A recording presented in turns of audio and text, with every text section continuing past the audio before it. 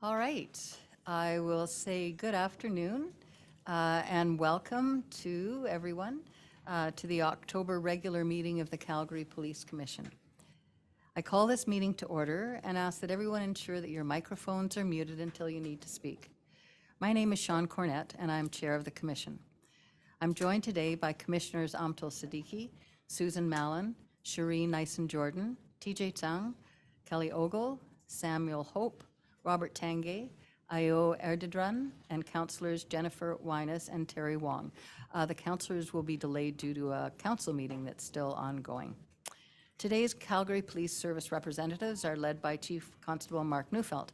Superintendent Smart, could you please introduce those you expect to speak during today's meeting?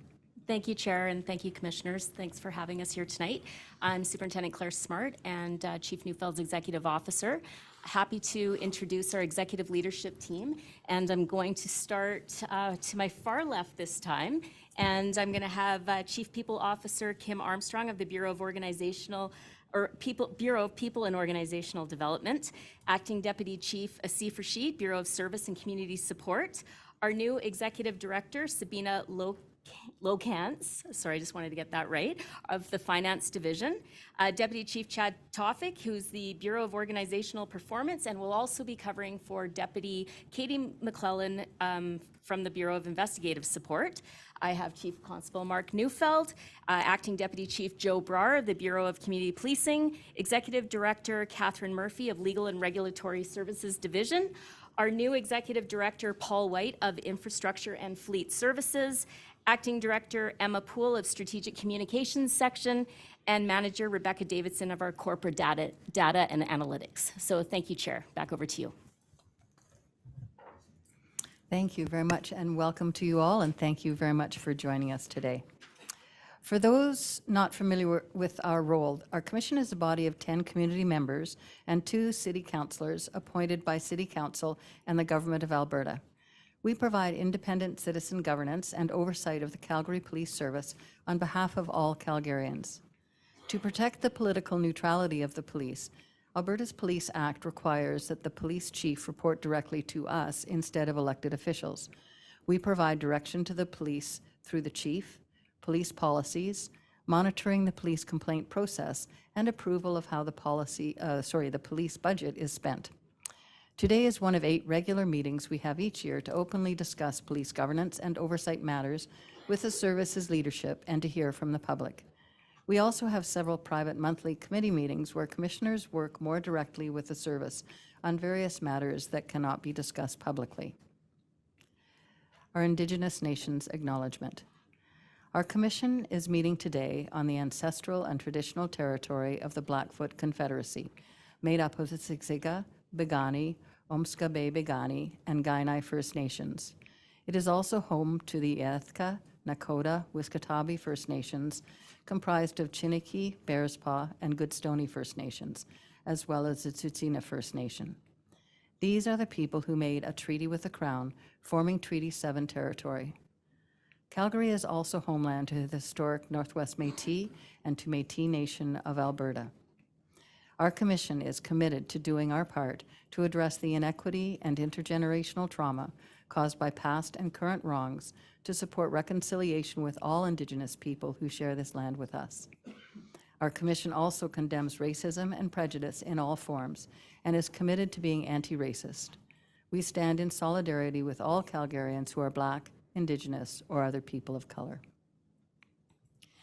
As we start our meeting, allow me to provide a brief overview of the format for those of you joining us for the first time today.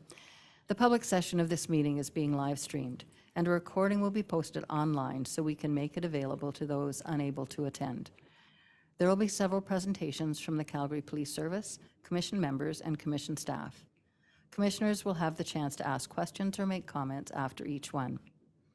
Once we've completed the presentations, we will move to the public participation portion of the meeting. Those who are registered to speak will then be called on by name and will have a chance to either ask a question or make a presentation for our consideration. Following the public participation, we will close the public meeting with the Chief and I taking questions from the media. Everyone is welcome to observe the media availability, but only media professionals can participate. To start our meeting, I will ask for the agenda to be approved. Does any member of the Commission wish to request an amendment to the agenda? Hearing no request, can a Commissioner please move to accept the agenda? Commissioner Nyson-Jordan, Commissioner Hope, and all those in favor? Thank you. The motion is carried. I will now call for declarations of pecuniary interest or conflict of interest from the commissioners. Are there any such declarations? No. Hearing no declarations, I will now ask for approval of the consent agenda. For those viewing today's meeting, the consent agenda is a list of routine items and reports that all commissioners agree can be accepted without more discussion or a separate vote. Does any member of the Commission wish to request an item on the consent agenda be brought forward for discussion? Seeing no requests, I declare both the agenda and consent agenda approved.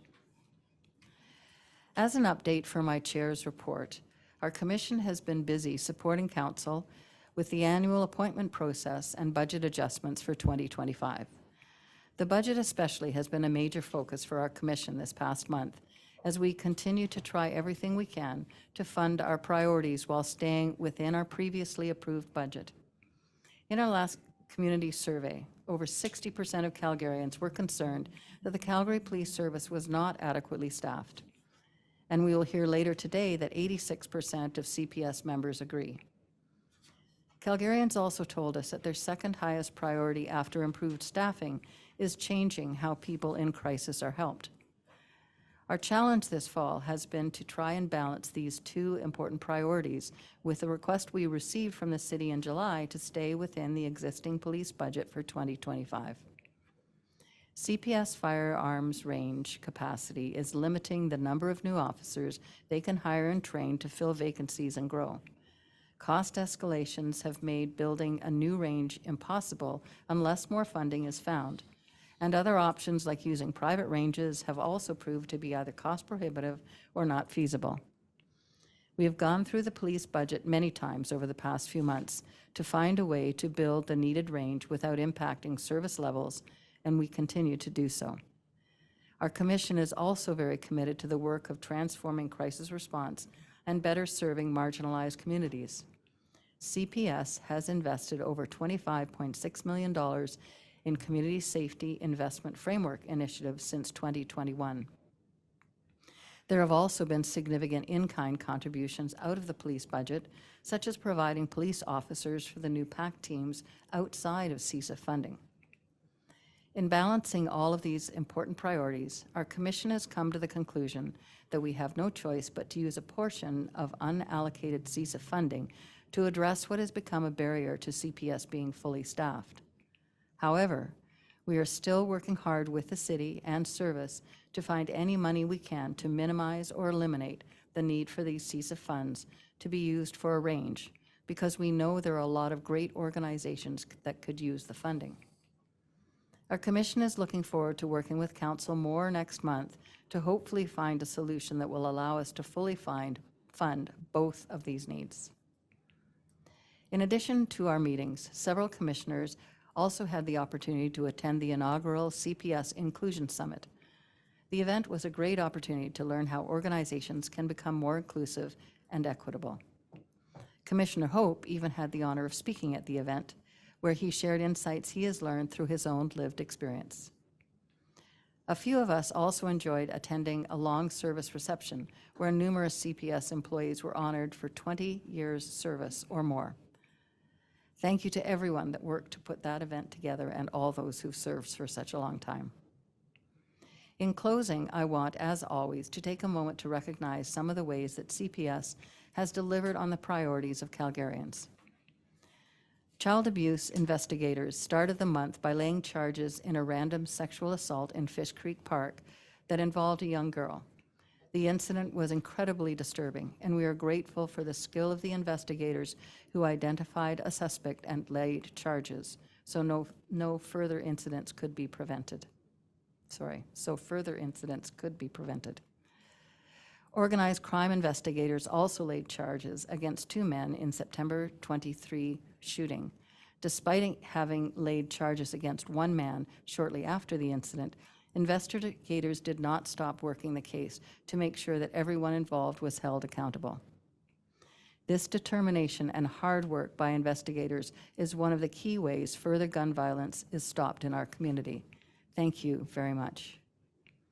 Officers involved in encampment removal also continued their important work of compassionately connecting people with needed supports, while also addressing criminal and unsafe behavior. In one case, these officers found a taser in an underground encampment, and in another case, a loaded shotgun and over $40,000 worth of stolen property was found. Addressing encampments with compassion is not an easy task, and I want to thank all the officers, City of Calgary staff, and community partners who work so hard to do this well. These are just 3 examples of the great work so many in the Calgary Police Service have done to address crime and public safety concerns of Calgarians. On behalf of our commission, I want to thank all members of CPS for their work this past month. It is noticed, appreciated, and valued. Thank you very much. With that, I will conclude my chair's report and will now move on to our first presentation. We're pleased to have Aluminum Research Partners joining us again this meeting to share the results of the 2024 Calgary Police Service Employee Survey. This survey is conducted every year by our commission to track employees' views on community safety, employee engagement, and employees' overall experience in the workplace. The survey results are very similar to last year. We can see that progress is slowly being made through recent budget and staffing increases, as well as the service's efforts to address members' concerns. And we can also still see there is a long way to go. While we wish progress was faster, we know that the workplace challenges many experience took years to create, and it will take a sustained effort over several years to change them. I want to thank everyone that took the time to complete the survey this year. We are fortunate to have a high response rate, which allows us to both assess how well the strategies to address workplace concerns are working and to identify areas where more focus is needed. Our commission and the service's leadership are committed to building on the small steps of progress over the last 2 years to provide all members of the Calgary Police Service with the healthy and fulfilling workplace that they deserve. So I'll ask Yvonne and Angela from Illumina to please go ahead with your presentation. All right. Well, good afternoon, everybody. We have 15 minutes on the agenda. I'm Yvonne Browers. I'm President and CEO of Illumina Research. Fun fact, this is the 17th year of employee engagement research for the Calgary Police Commission and the Calgary Police Service. So I wanted to give a little bit of a context about what we're going to see today. As Chair Cornett has said, actually 2 years ago was the lowest point for employee engagement for the Calgary Police Service in that 17-year period. But over the past 2 years, there has been a shift. And there has been a turnaround and an upswing. And so we'd like to share what those results are. And with that introduction, I'm going to pass over to Angela. Thank you. So I'm just going to put it in presentation mode here so everyone can see it well.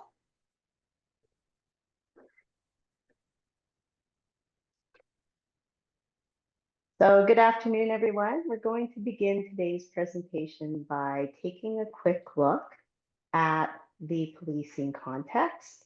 This is really important because there's many factors both inside and outside of CPS that can affect employee engagement.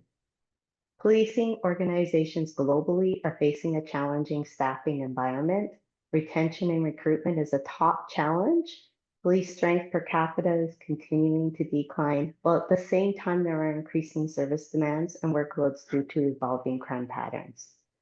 All of this impacts police services with higher mental health issues and burnout among officers. Many police services feel understaffed and under-resourced to deal with the challenging police environment, and many officers perceive that the level of service that they deliver to citizens today is below what they have delivered in the past. We're now going to take a quick look at some of the initiatives that CPS has implemented to respond to its workforce challenges. As mentioned on the prior slide, mental health is an issue for police services globally, and CPS has implemented wellness initiatives like the Road to Mental Readiness program to help members manage stress. It has expanded trauma education and established a psychological therapy section.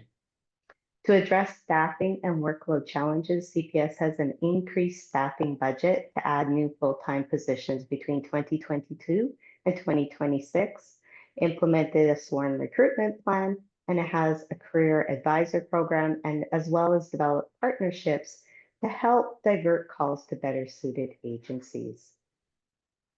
To address challenges in morale and engagement, there have been many initiatives, particularly through the Pathways to Engagement Action Plan, which identified over 500 internal changes. And finally, they're also working to deal with service delivery challenges, including collaborating with other agencies to deal with issues like public transit safety, addictions, homelessness, and mental health. Understanding all of the challenges in the police environment globally, nationally, and locally, and then how CPS is responding can help us better understand the 2024 results that we're going to go through now. So let's walk through the results from this year's employee engagement survey. So first, we're going to take a quick look at what we did, the research methodology. We conducted a 16-minute online survey that was made available to all sworn and civilian members of the CPS. 1,725 CPS employees completed the survey. This was a 50% response rate, which is actually consistent with last year's response rate. And the questionnaire was updated this year with a few new questions to reflect current priorities. We'll be taking a look at the results of these new questions later in the presentation.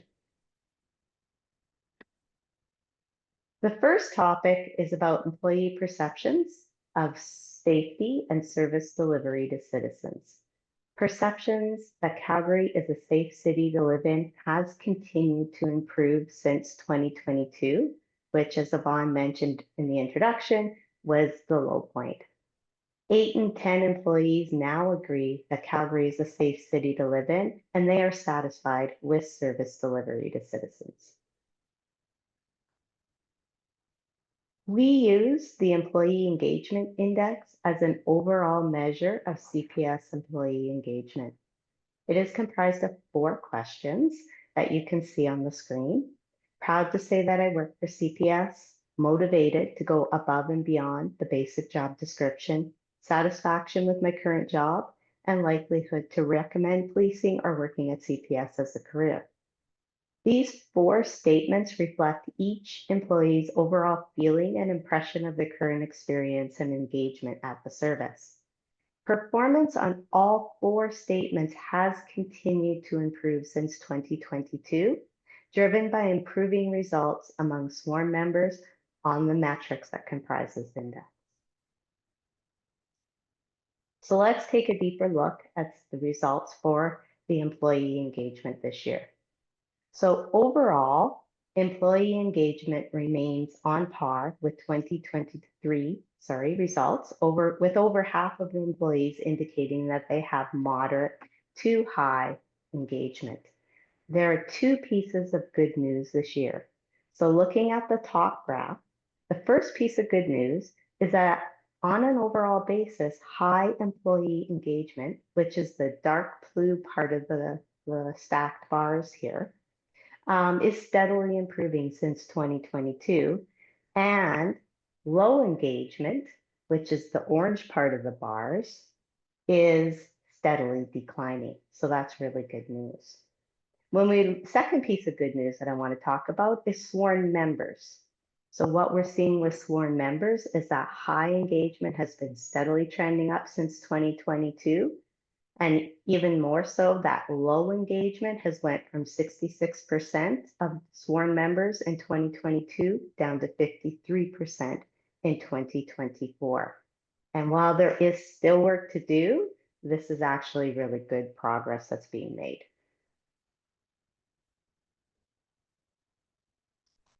So let's look at what employees had to say about working at CPS.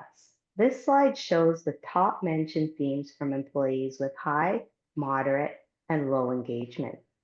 Similar to last year, we see that employees from all engagement levels mentioned that it is a good service with not a lot of issues. And that's the part that's circled in green, and you can see that across all 3 engagement levels. And it's actually really promising to see that employees from across all 3 engagement levels continue to say that. We haven't always seen that in prior years. Sometimes we only see that among high and moderate employees or engagement employees.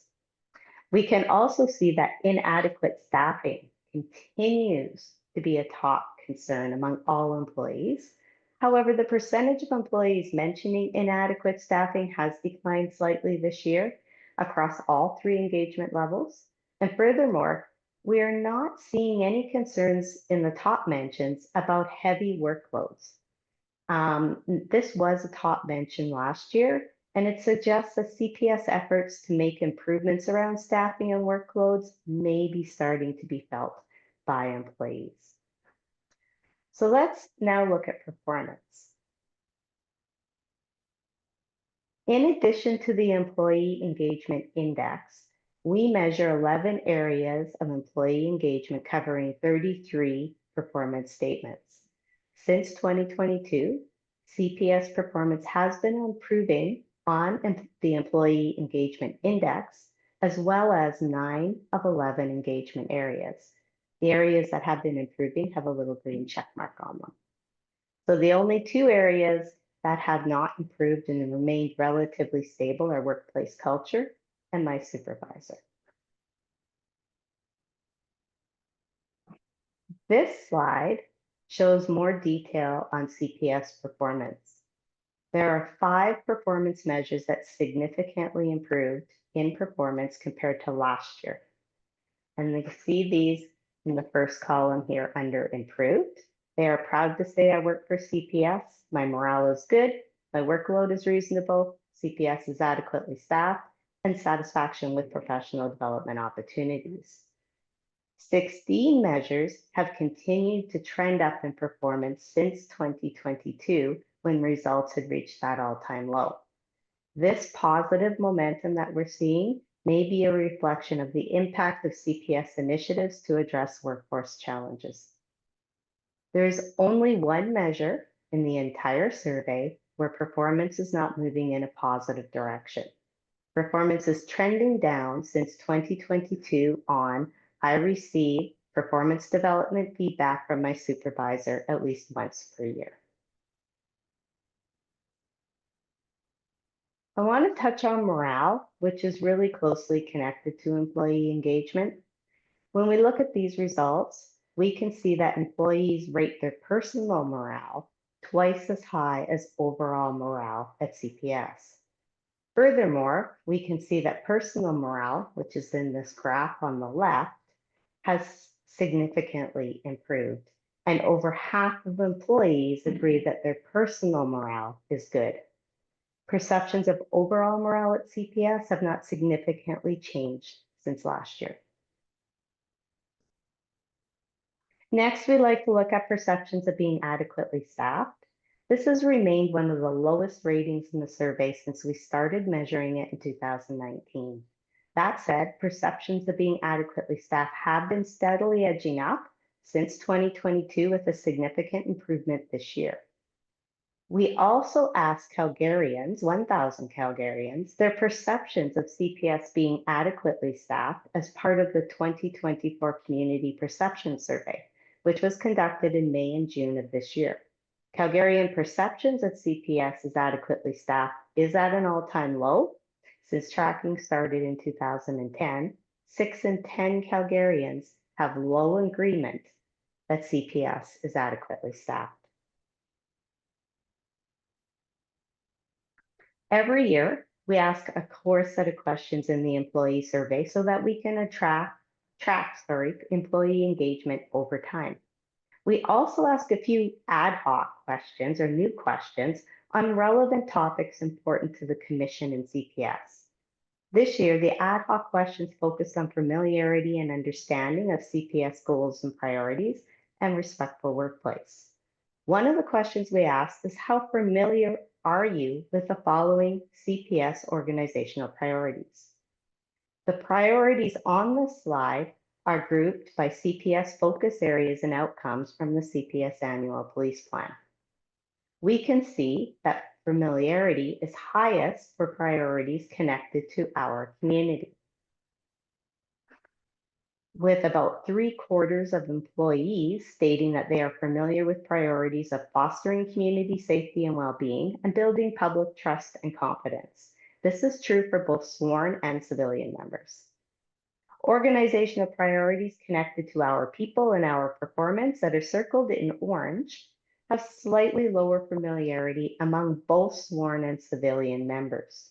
In general, civilian employees have higher familiarity across all the organizational priorities measured. For those of you who are interested, those detailed results start on slide 58 in the detailed findings.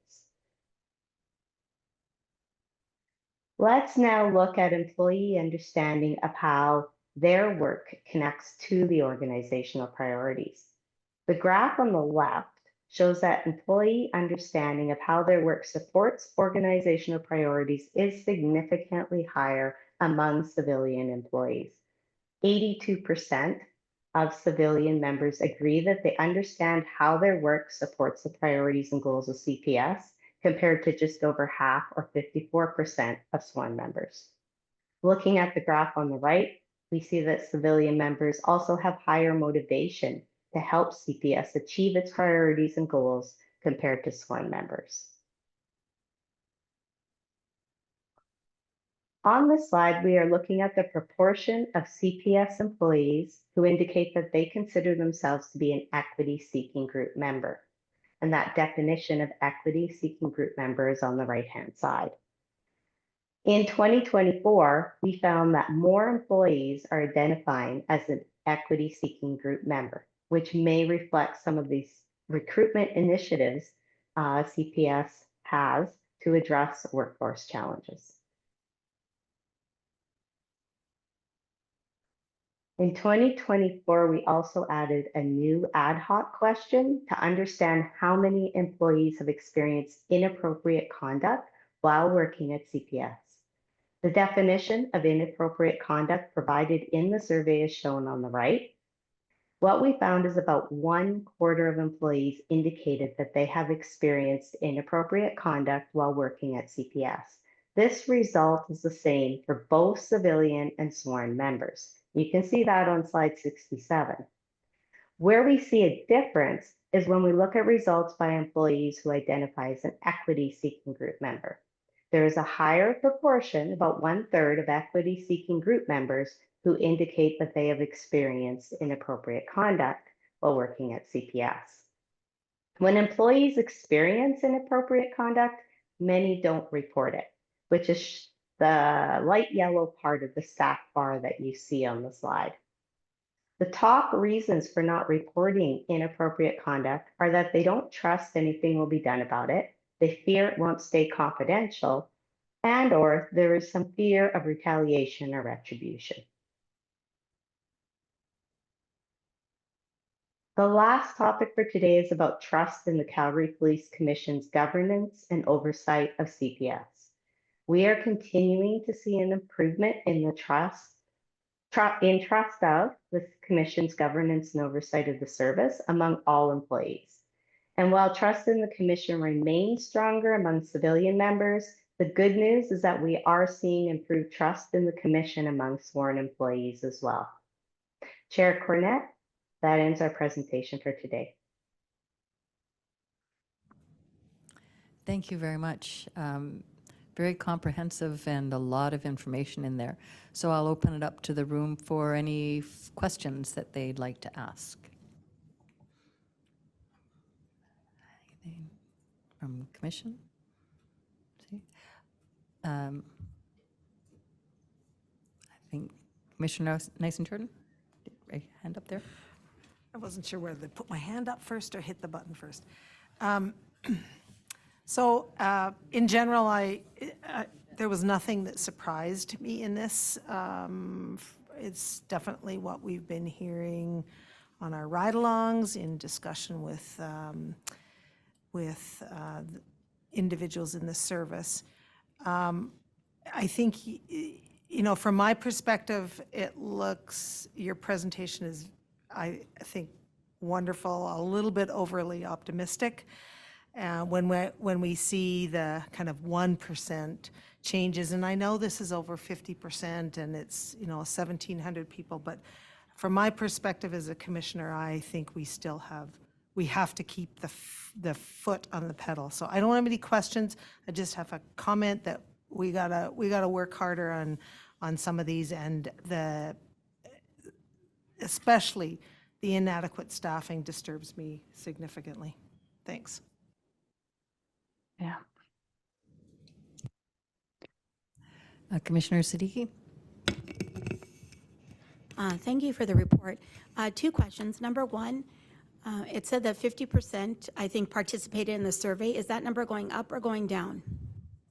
That number is consistent with prior years. You appear to have more employees now than you did in 2023. So there were 1,625 employees in 2023 that completed the survey for a response rate of 50%.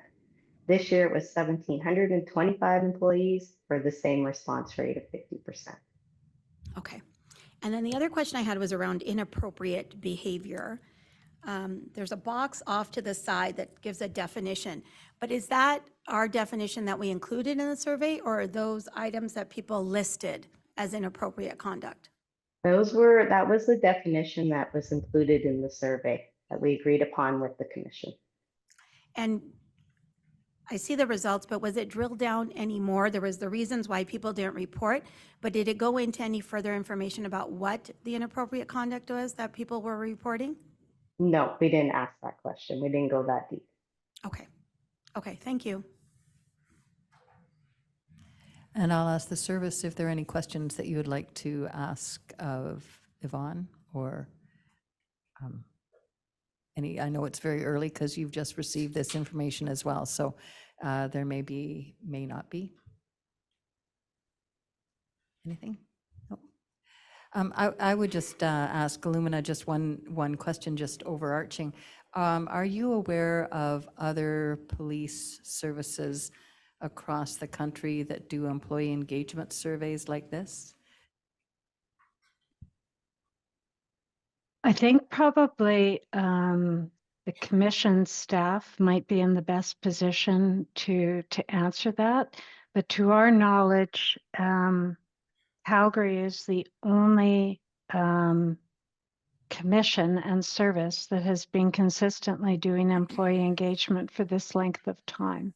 There are other services doing this work, but we don't have any comparable information in this report. That information is available, and we do look at it. One of the things that we also look at, we as Angela said, we look at the context, what's going on in employee engagement. And the most recent information for Gallup on the percentage of engaged employees in Canada is actually 21%. So we thought it's not the same metric we're using here, but we like to make those kinds of comparisons to see what does engagement look like, just high engagement. So we thought that's quite interesting that it's a similar level. Though I have to say that there is a lot of work to be done. One of the earlier comments was perhaps looking at this too optimistically. In our experience, it is very difficult for change to be made, particularly when things drop.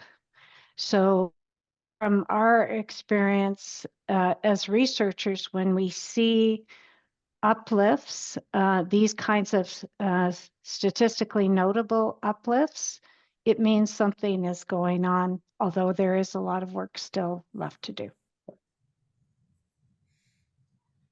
Yep, thank you. And I think that that question is interesting because while the service is separate and unique and a very, specific organization, there are trends across large organizations across the country, not only in police services, but in other industries. And I was just curious how those might relate to this, but It's, I appreciate yeah.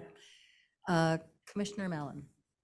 Thank you. I just really want to make a comment that although the changes are small, I think there is cause for some optimism, and I want to congratulate the police service for everything they've done. I know that as commissioners, we have been on them to make sure that the communication and all of the elements of employee engagement were front stage and center. And it does take an awful lot of work to turn something around, right? And rarely do you see huge increases, especially with the constraint on staffing.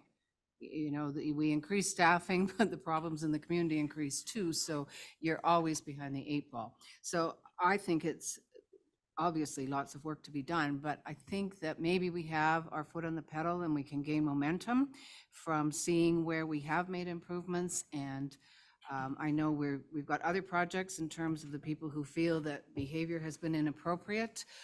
We have another large project going on that will hopefully understand that better and be able to intervene. So I personally feel optimistic. However small the changes are, they are in the right direction. And Chief, please go ahead. Yeah, thank you. And thank you, Angela and Yvonne, for the presentation. Just a little bit on you'll recall with respect to other data points. In 2022, when we were at the low point, we actually did quite a bit of external benchmarking to try to see what else we could find in terms of who else had data. What we found was there was some services who had done some work. However, as Yvonne pointed out, there was nothing that was sort of consistent over time, and certainly nothing that had been made public like this. So at the end of the day, I think that was really interesting. A lot of the benchmark we did find was actually very similar to where we were. So when the team sort of highlights the overall sort of temperature in the police profession right now in Canada and probably North America, a lot of those factors would be there. I would say that a lot of work, it's interesting that the 6 themes that we were working on represent a lot of work being done in the organization. So one of the things I find challenging with this is when you do see improvement in areas is knowing exactly what is actually having the impact. But I am buoyed by the fact that certainly the staffing and workload comes up again and again. As you know, a lot of work's been done. We've had a lot of support from the Commission and from Calgary City Council to be able to do that. But some of these things are systemic, as we know, so we're not able to turn that around overnight. But at least the trending on some of these things is really good. And we're going to continue to try a number of different things as we go and digest these results again and then retool for 2025 again. But I just find there's a lot of things going on, and so it's hard to know what's having the impact or what's not having the impact. So that's the piece we're trying to understand better now. So thank you for that. Yeah, and I'll just add a bit of comment to that. In employee engagement surveys, it is so much that you don't know which levers are impacting it, and especially over time. I would also comment to those who have not maybe followed along for the last year or two, the couple of different projects that have really demonstrated the importance and the effort that has gone into this. Pathways to Engagement is one, and so you'll see that in various different places on the CPS website and elsewhere. And all of the work that we've done around budgets and staffing and all those sorts of things and efficiencies. So the other place to look is, and we'll hear more about it next, is around the annual performance plan is linked to some of this specifically, and the dashboard and other things. So they are very much integrated, and a lot of work has gone on with all of these. Commissioner Tanguay. So I'm just not sure, and I was asking Commissioner Neeson-Jordan, are we just asking questions strictly to Illumina, or are we also asking questions to CPS? I think at this point, and I maybe took it a little off track, it is intended just for Illumina at this point, and then we'll have a chance to discuss the results because the service has only just received them over the last couple days, and it's a lot to digest. So we'll ask for their input at the next time. Okay, thank you. Any other questions for Illumina? No. So with that, I'll say thank you very much, Yvonne and Angela, too. You're not on screen right now, but thank you for reporting out for us. And I know you do a ton of work to put this in a position that we can digest it in the short term. So thank you very much for that. And we appreciate all the work you've done on it. So thank you. Thank you. Well, thank you. Have a good afternoon, everyone. Thank you. And with that, we'll move on to presentations from the Calgary Police Service. We'll start with an update on the service's progress toward the goals of the annual policing plan. So I'll turn it over to Chief Neufeld and ask you to please introduce your first speakers. Thank you, Chair. I'm going to turn it over to Deputy Chief Tofik, who's got a group here who will present on this. Thanks, Chief. Thanks, Chair. We have Inspector Bev Voros, who's going to go through a bit of a high-level overview. You know, the Commission subcommittees have already seen a lot of this information, but we tried to take your feedback and incorporate it into the report, and the dashboard is live and updated. So I'll turn it over to Inspector Voros. All right, thank you very much. I do have Manager Amory Hamilton Henry online, and I have Jody Hernandez here as well as the strategist working on the APP. Thank you for your time to present the fall update. Thank you to the commissioners for your valuable feedback during the subcommittees. Your time was appreciated. We recognize that some of the results I'm about to go over may not reflect everyone's lived experiences. The CPS remains committed to advancing towards our annual goals, which we will continue to work with our community to achieve these targets.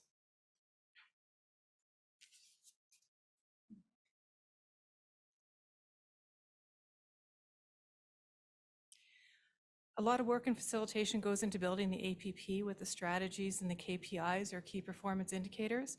Our 2024 APP aligns to the direction given to us by the province of Alberta, the City of Calgary, the Calgary Police Commission, our community, and of course our 4-year plan that was created.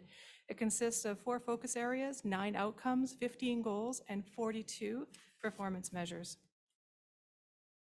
Of our performance measures or indicators, we have 25 that are on track, as you can see in the green, 13 progressing with the yellow, and 4 that are off track in the red. If you go online, you can see on our dashboard, and you can see all of our documents there and our updates.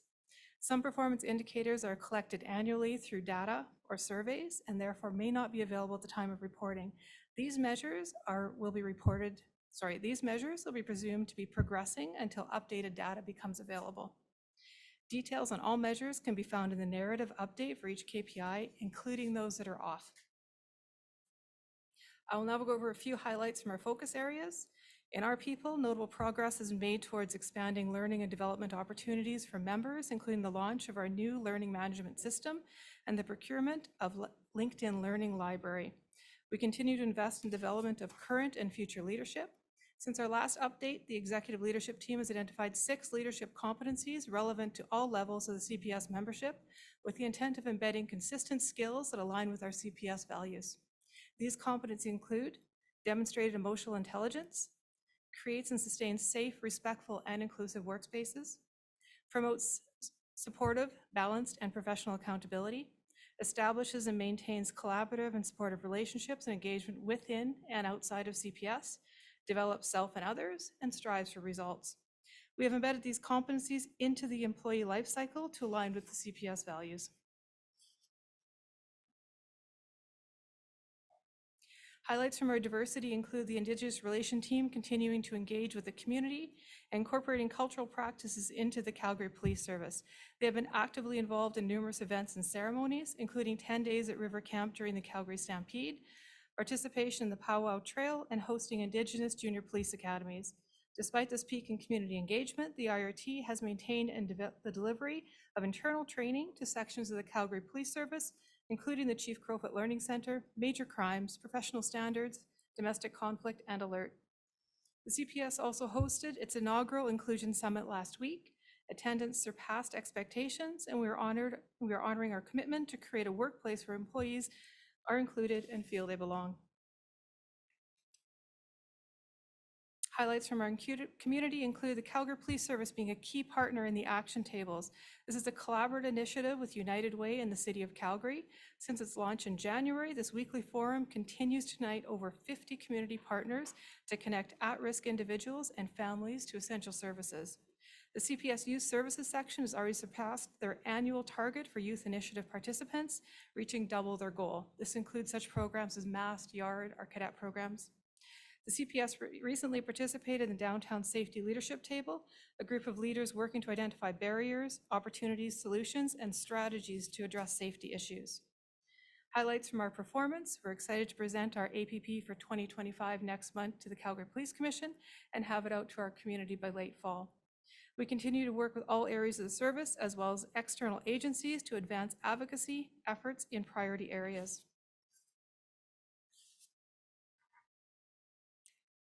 Before I go into our off-track performance measures, I think it's important to mention that all performance measures reported as off-track pertain to the satisfaction measures from the Calgary Police Commission's biannual citizen survey. We want to set our expectations high, so we continue to work hard to achieve those results. While these satisfaction targets have not been met, the results remain stable compared to 2022. We continue to prioritize the necessary work required to drive improvement, and I will share a few of these initiatives with each of our KPIs that are off track.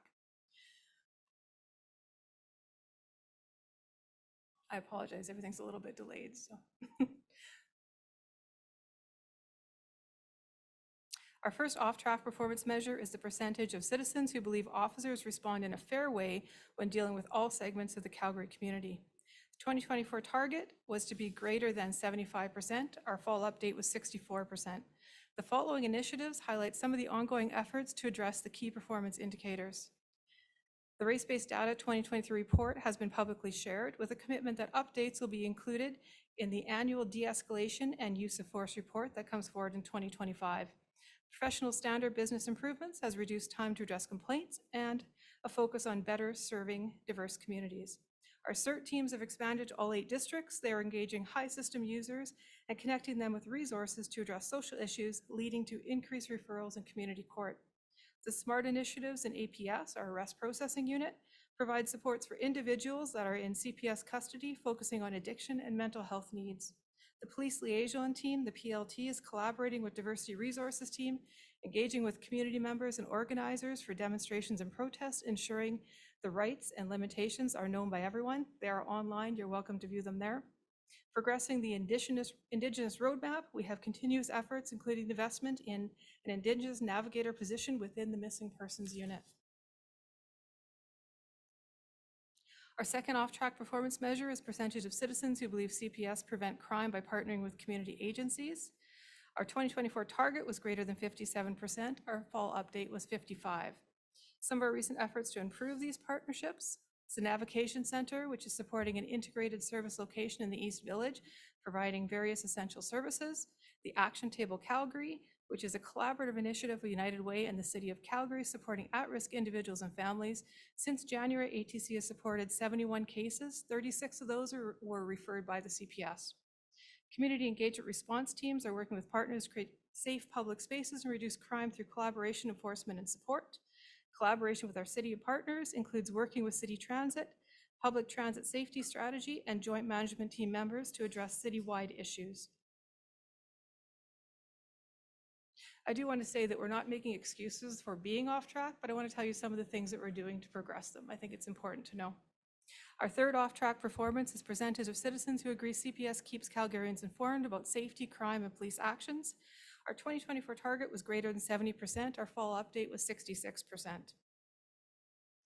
The following initiatives highlight some of the ongoing efforts. Our presence in the Nextdoor app continues to grow as we deliver more tailored content to specific communities, addressing a public need. This involves close collaboration with community resource officers to ensure content aligns with community needs on crime trends, concerns, and prevention. Called to Serve the podcast, which explores the persons behind the badge. It's available on Apple and Spotify. They're quite entertaining, worth checking out. Recruitment marketing, which supports the campaigns targeting Indigenous community applicants and experienced officers, include traditional and digital marketing material. We are no longer providing surnames in the media releases to protect individuals' privacy. And we are further respecting families by avoiding specific cases of suicide or non-criminal deaths and removing related social media posts. To address public demand for more crime prevention material, we have actively shared advice and warnings through traditional and social media. From January to June 2024, our efforts included 258 social media posts, 875,000 impressions, over 19,000 engagements, a 3.8% overall engagement rate. We also have the launch of our new community dashboard, which you'll hear about next. The chief has also participated in approximately 18 media appearances on Global TV, CTV, and QR 770 in 2024. In talking to Pamela, we're doing more engagement than we ever have before. Our last off-track measure is percentage of citizens who believe CPS is a service I trust. Our 2024 targets to be greater than 82%. Our update was 77%. Some of the ongoing efforts include race-based data work. We lead as one of the few agencies advancing this initiative, showcasing transparency and accountability. We're also working with other agencies to support their race-based data work. Professional standards improvements include enhancement in processes and performance outcomes, including reduced timelines.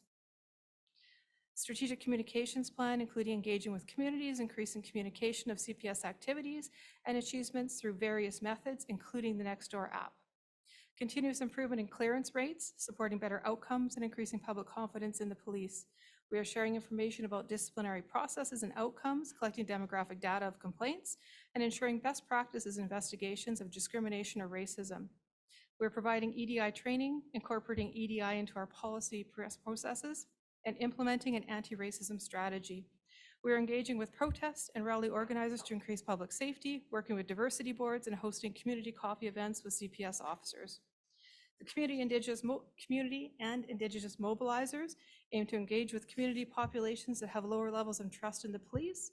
These roles will work directly with our communities to foster and build trust, relationships, and access to services by breaking down barriers and hopefully changing perceptions. Hate Crimes Prevention Team has 149 presentations to a total of 4,900 attendees. Our Diversity Resources Team has attended 170 engagements with the community to promote CPS values and the importance of EDI. Some notable events include MAC Islamic School, MAC Islamic School, Career Day, Indian Social Day celebrations, and the Nepalese community event. Organized events include Latin America Community Leader Forum, Caribbean Youth Summit, South Asian Faith Leaders Meet, Operation Tea Time, Immigration Women and Seniors Expo. Some of our key programs and initiatives include Operation Tea Time, which is a week-long golf program for 48 kids and their parents, supported by the Calgary Police Youth Foundation. You and the Law presentations, which had 48 sessions for newcomers, reaching over 1,800 people. We have them for youth, we have them for adults, and we have new immigrant presentations as well. We had over 20 sessions on cyber safety, fraud, Black History Month, and hate bias, attended by over 3,000 people in Calgary. We delivered training at Diversity Level 1, which was delivered to 103 recruits from classes 256 to 260. Our Diversity, our Diversity Level 2, which was conducted from May 14th to the 17th, attended by 27 people and had very positive feedback. We're looking at expanding this training frequency. We started a pilot project called the Connection Initiative, a new program to build stronger connections between diverse communities and CPS officers. This is involving 9 refugee families, 16 volunteers, and 14 officers. This program runs from October 2nd to the 30th, so we actually just completed that. I know this is a lot of information to cover off in 10 minutes. I hope it was 10 minutes. My intention was not to make excuses for not hitting our performance measures, but to ensure you, our community, that you know we're working hard for you and that we're delivering the services that you need. I'll now turn it back over to the chair and open it up for questions. Thank you very much. That there is a lot of work going on, and part of the effort is communicating all the work that's going on. So thank you for this report and the presentation. And I will turn it over to commission members to see if there are questions. Commissioner Tsang, please. Thanks, Chair. Thanks for the presentation. My question is actually connect to the previous report from Illumina.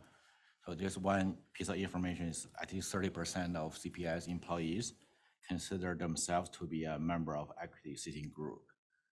But in the last slide, in this report, I think you mentioned there's like 130 people got diversity 1 and 2 training. Is that close to the number you're just talking about? 100 plus 27?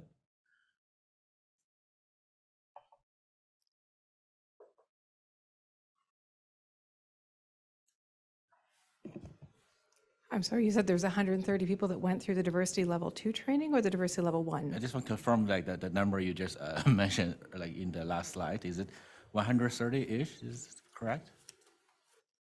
Now I have to go back. I apologize. Give me 2 Anyway, seconds. I think there, just from the number of CPI's employee, that's the scale of diversity compared to that number, I think there's a big difference. So I'm just thinking, other than use all those diversity resource team and attending events, is there any other way to really connect the dots between the internal CPI's employees, like personal background versus the community they're in and then they serve? So these are, because there's already critical mass there. So we can be little more creative other than just send that team to the event. And no, and I think what Bev's referring to when she's talking about diversity level 1 and 2, those are specific courses. So recruits, so you were saying, Bev, the specific classes all went through diversity level 1, but there's also training that's provided aside from that to recruits and also in-service members coming from the diversity advisory boards and that type of thing. So that's not all. That's a particular course. Diversity level 2 members apply for, and those are members that are looking to go to roles like SRO or to diversity resources or whatever, or a general interest type thing. So that's a separate thing again. But there's a lot going on when you think about the Inclusion Summit, and we talk about Black History Month, and there's things going on virtually every month in relation to the Indigenous training, which is mandatory that we develop. So there's much, much more. I think Bev was just referring to that specific course, the one we put recruits through, and then the ones people apply to specifically around diversity. Thank you for that, though. Oh, but thanks for the clarification. But like generally, like, do you have a rough number of like what's the percentage of CPS employees, sworn and civilian staff? Like, what's the percentage of employee have went through different channels of diversity inclusion training? So I don't know, certainly not off the top of my head, and I'd look to my colleagues to see if anybody would. So again, I think about all of the mandatory training. Some of it's online, some of it is at in-service training and that type of thing. So we'd have to go through and add the numbers up to figure out sort of who and where. So not at our fingertips, no, but the the amount of people that are being exposed to different types of cultural training and events and stuff like that would be quite high, I think, in the organization. Okay, thanks, Deputy Chair. Thank you. Thank you. Interesting question. It'd be interesting to have a look and see. So Commissioner Dang, that's a great question. I can tell you that in my 23 years of experience, every recruit that's gone through in the last quarter century receives diversity level 1 training. We could pull the statistics of diversity level 2 training. But what I thought was interesting about your question was, how do we interpret that training, or how do we operationalize that training to engage diverse communities in the field, with the exception of our diversity resource teams and other segments of the organization that are charged with that exclusive function? And one of the initiatives that Inspector Vohra spoke about was the Community Connection Initiative that just started in October. And what that is that's a partnership with a number of non-for-profit organizations in Calgary that identify newcomers that can have interactions with police officers to hear about legislative and policy issues that will impact or that would inform newcomer communities.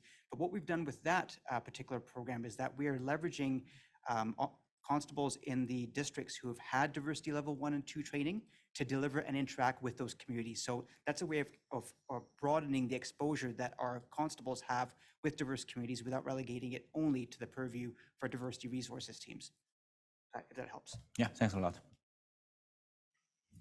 Thank you. Thank you for that additional comment. Commissioner Hope. Thank you, Chair. Appreciate the service for the presentation. It's not to disparage the great work that you've done. Unfortunately, the human experience is that we're going to always focus on the off-track stuff.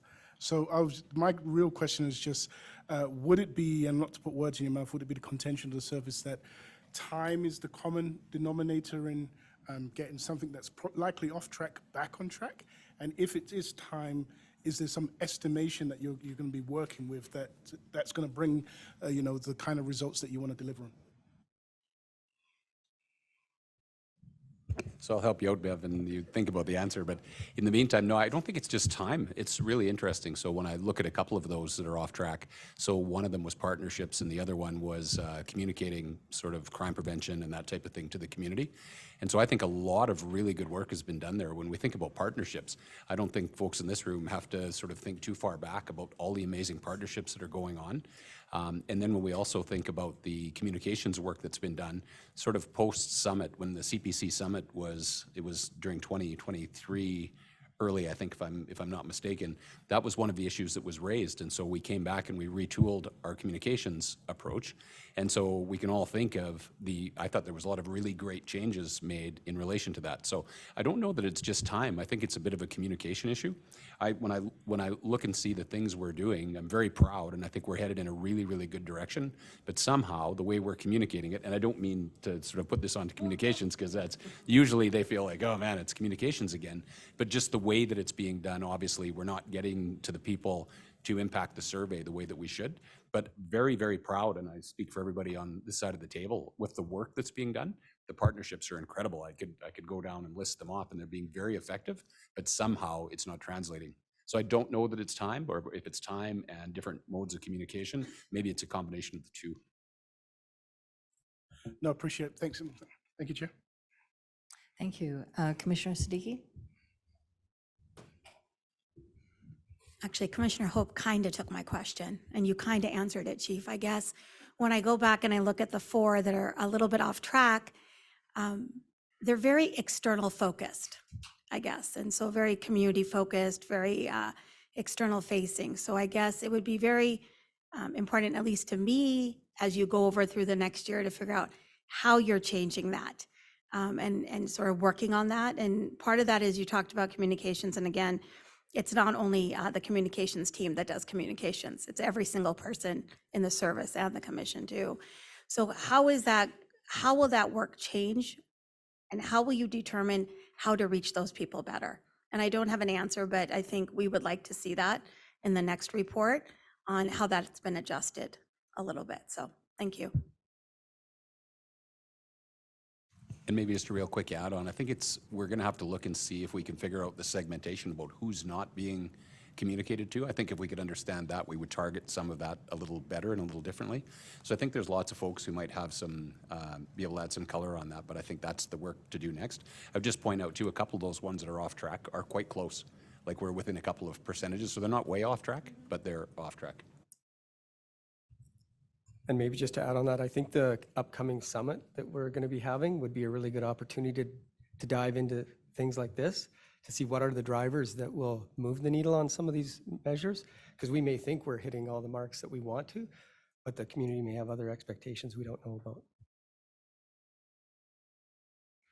Yeah, I think it's a really important and complex issue between communication, the change that's expected, and how you're measuring the change in the surveys and who participates in the surveys versus who is impacted by your communications or the programs and partnerships. So all of those things are different. And yeah, some more, I hate to say analysis, but just thinking and reflecting on how all of that comes together is important. So, because there is a lot of good work going on.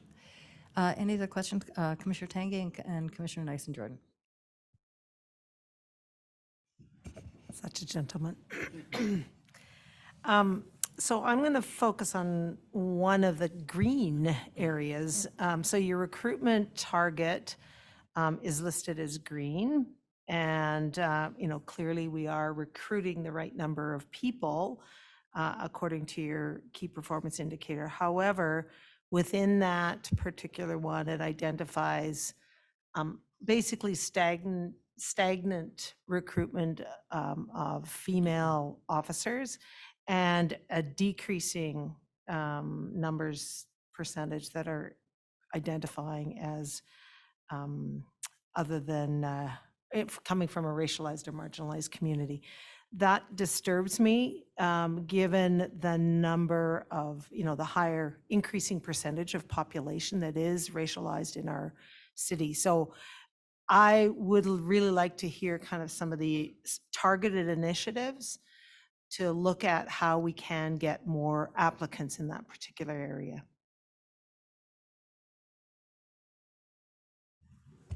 I'll start, and then maybe Kim, you can tack on. One of the things that I would say, caution with the dashboards here, like, so we see that too. And so then we think, is this, because we haven't had this data for that long, does that, what you're talking about, does that actually indicate a trend downward? Or is that just a data point that might be seasonal or whatever? So I think it's early to know that. But I can say that there's a lot of initiatives being done to target like female-only boot camps and this type of thing. And Kim can speak more to it, but a lot of work is being done with those communities. So again, over time, I think the good point is that we're able to track this and we can see how it's going to cycle. Because I would think we'll see those numbers go up, but there may be, you know, there may be trends within the overall cycle as well. So, but I think it's early to get too concerned about that.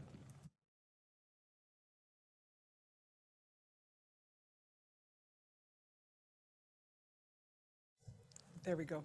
Clearly, I'm not someone who speaks often at this meeting because I don't know how to use the voice box. So a couple of things. It's interesting. We just prepared a pretty comprehensive response to actually the exact question because I was just interviewed by a media outlet on literally what you've just asked about. So a couple of things. We've recognized there's a lot of analysis going on within recruiting on what initiatives are leading to applicants applying versus a more, I'll say, scattered approach.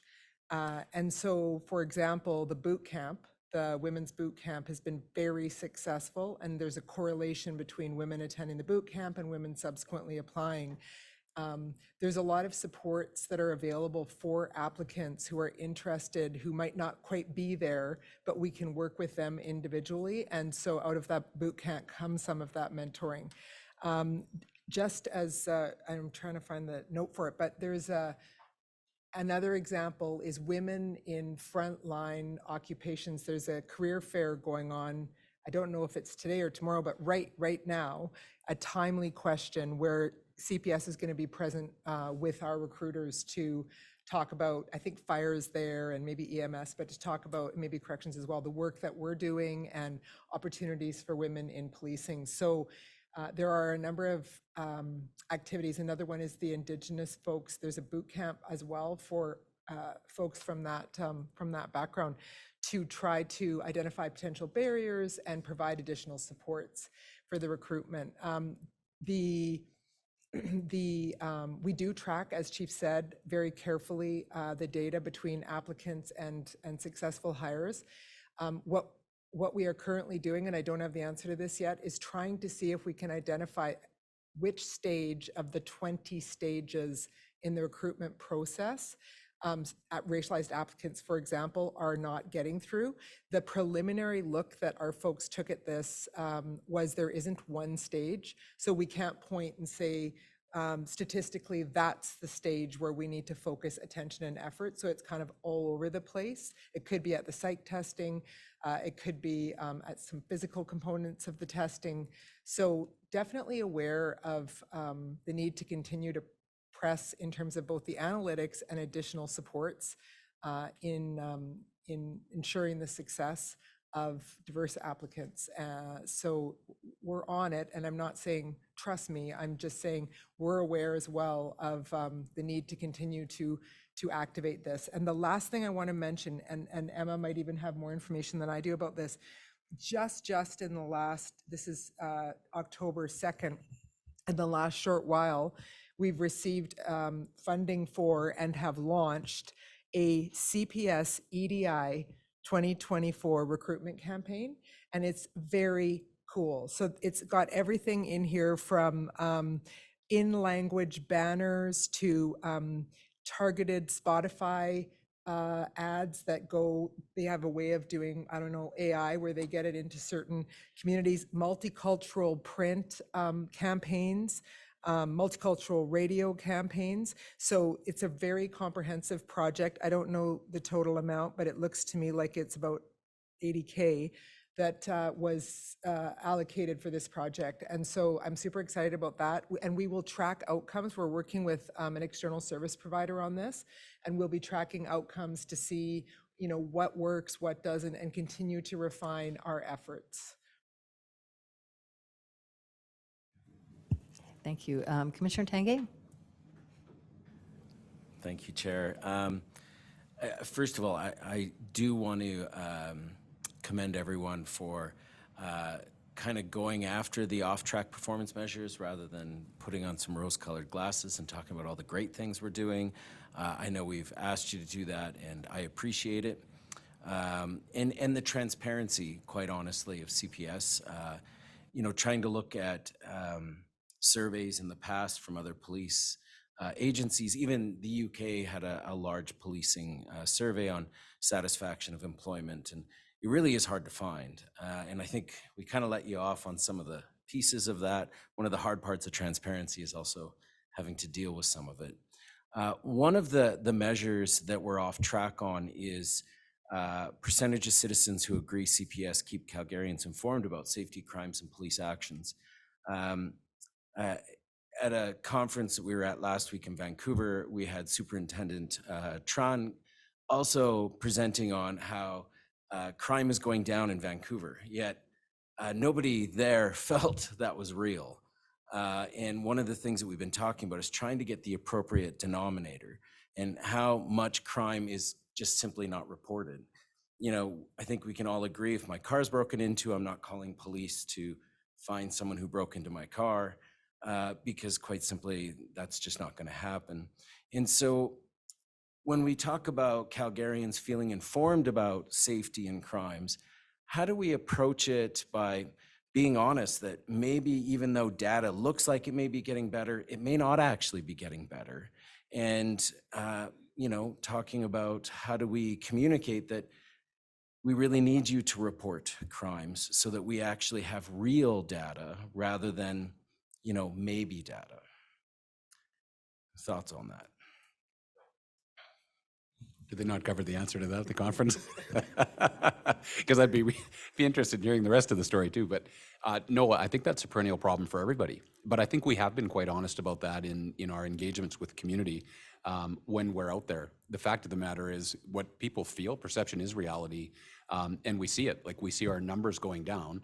And again, these are the numbers that we've been tracking and comparing over time and comparing between municipalities. And so I guess what probably is somewhat concrete that we can take away is the trending and stuff like that. A lot of the issues that we're seeing mirrored in other municipalities. And then qualitatively, we're able to say, yeah, we're kind of seeing that.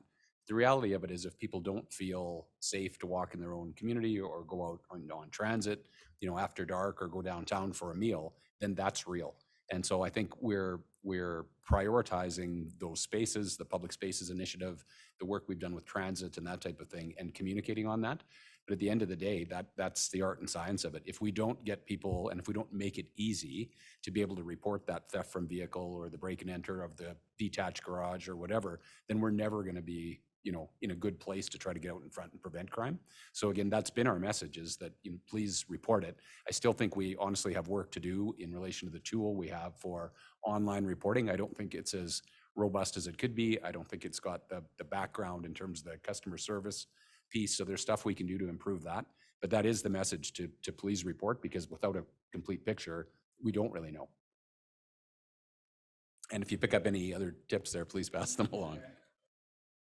I think part of it too is connecting the dots for people to appreciate the significance of that break into the vehicle or whatever, that it does give us information that then might change what we do as an operational approach.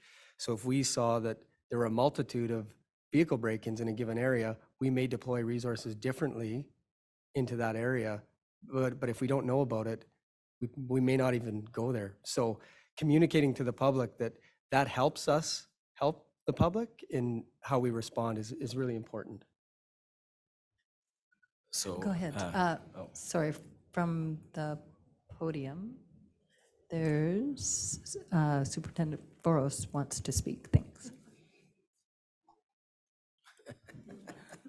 I do have an answer for this. So through the research that we've been doing, what I can tell you is one specific example. We have our community mobilizers, and we found out in Chinatown that they weren't reporting crimes. They didn't think anything would be done with it. So what they did is they created a brochure, put it into the proper languages, went door to door, and then talked to people one-on-one to say, we need you to report. These are the reasons why it's really important to us, because if we don't know what's happening, we can't respond to it. So that's one example of what's going on in Calgary right now. Thank you. I have Commissioner Siddiqui, and and then Commissioner Adedran, and I have one short question, and then we'll have to, I think, move on to our next topic.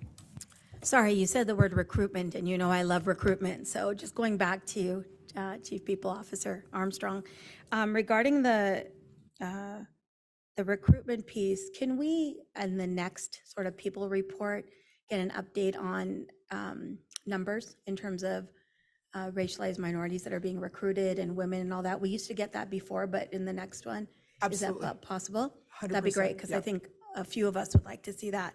And then the other question was around this EDI recruitment campaign, same piece.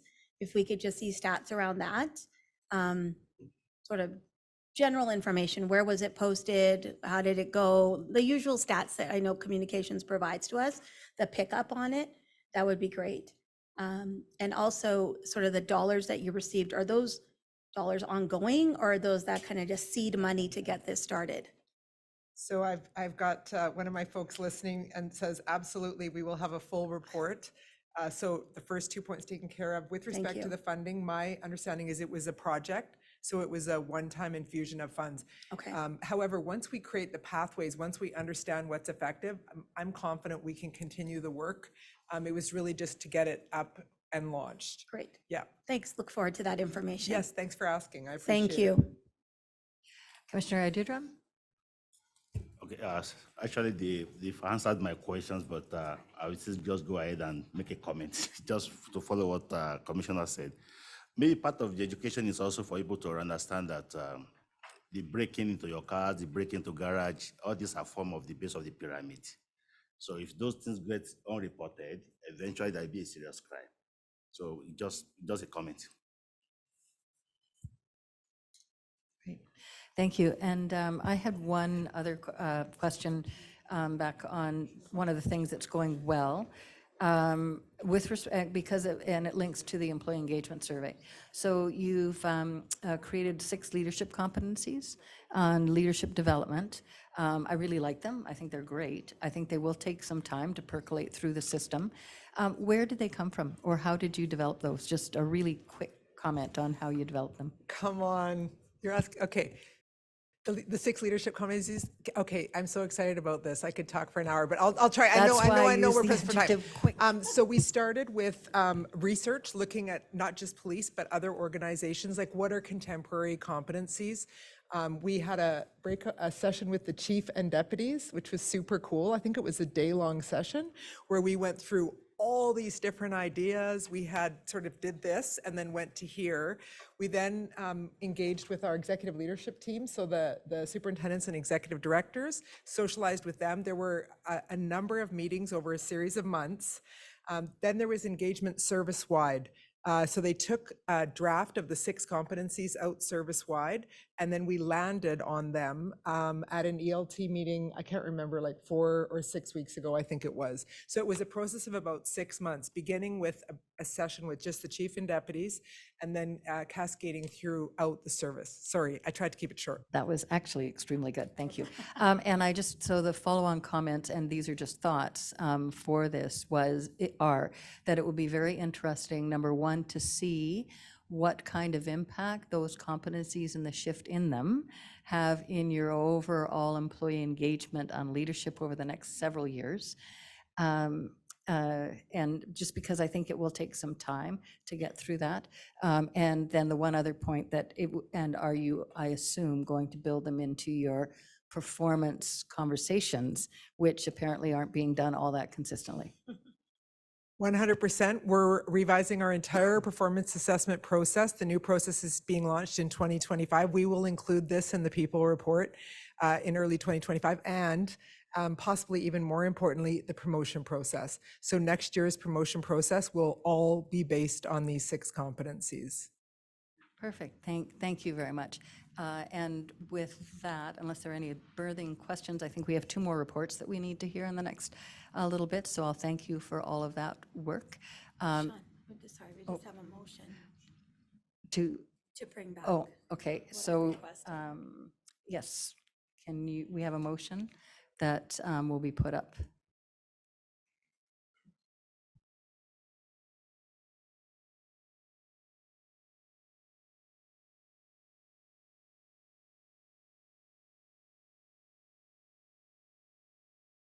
CPO Armstrong, if you can weigh in as to whether or not this motion, if the stats for what Commissioner Siddiqui was requesting will be included in the people plan report, or whether or not we need to require a motion to.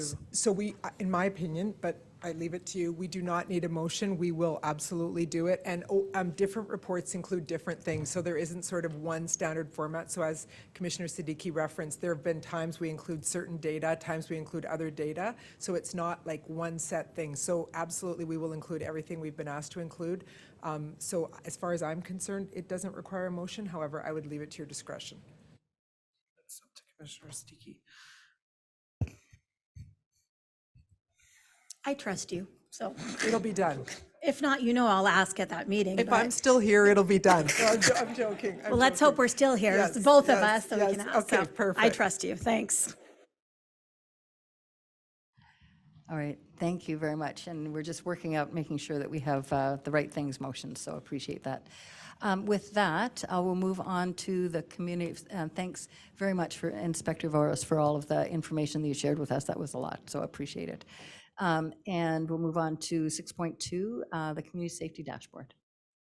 Thanks, Chair. I'll do a quick introduction. We have Manager Rebecca Davidson here of our Corporate Data and Analytics Unit. And I'll reference back to the Annual Policing Plan KPI 41 about our performance, which speaks to dashboards being developed to share relevant information in accessible formats with the public. This is one step in that regard. We're quite excited to launch this publicly so that people can self-serve their data around crime and disorder in Calgary. So I'll turn it over to Rebecca to do a bit of a demo and overview. Thank you very much, Deputy. Before I start, I'd like to acknowledge all the hard work of the analysts, communications, and the video people. We couldn't have done it without them. So this has actually been, I think, about a year in the making, and I really do hope that it gets the exposure and hopefully leads to people who aren't reporting crime to report more crime. So the dashboard was designed to allow people to interact with CPS data, both crime and disorder. The data is presented at a community, district, and ward level. It includes key crime indicators, which include violence, property, and disorder, as well as domestic violence. It does not allow for the parsing or filtering out of shootings, carjackings, traffic, homicide. Those may be future dashboards, but they are not available right now.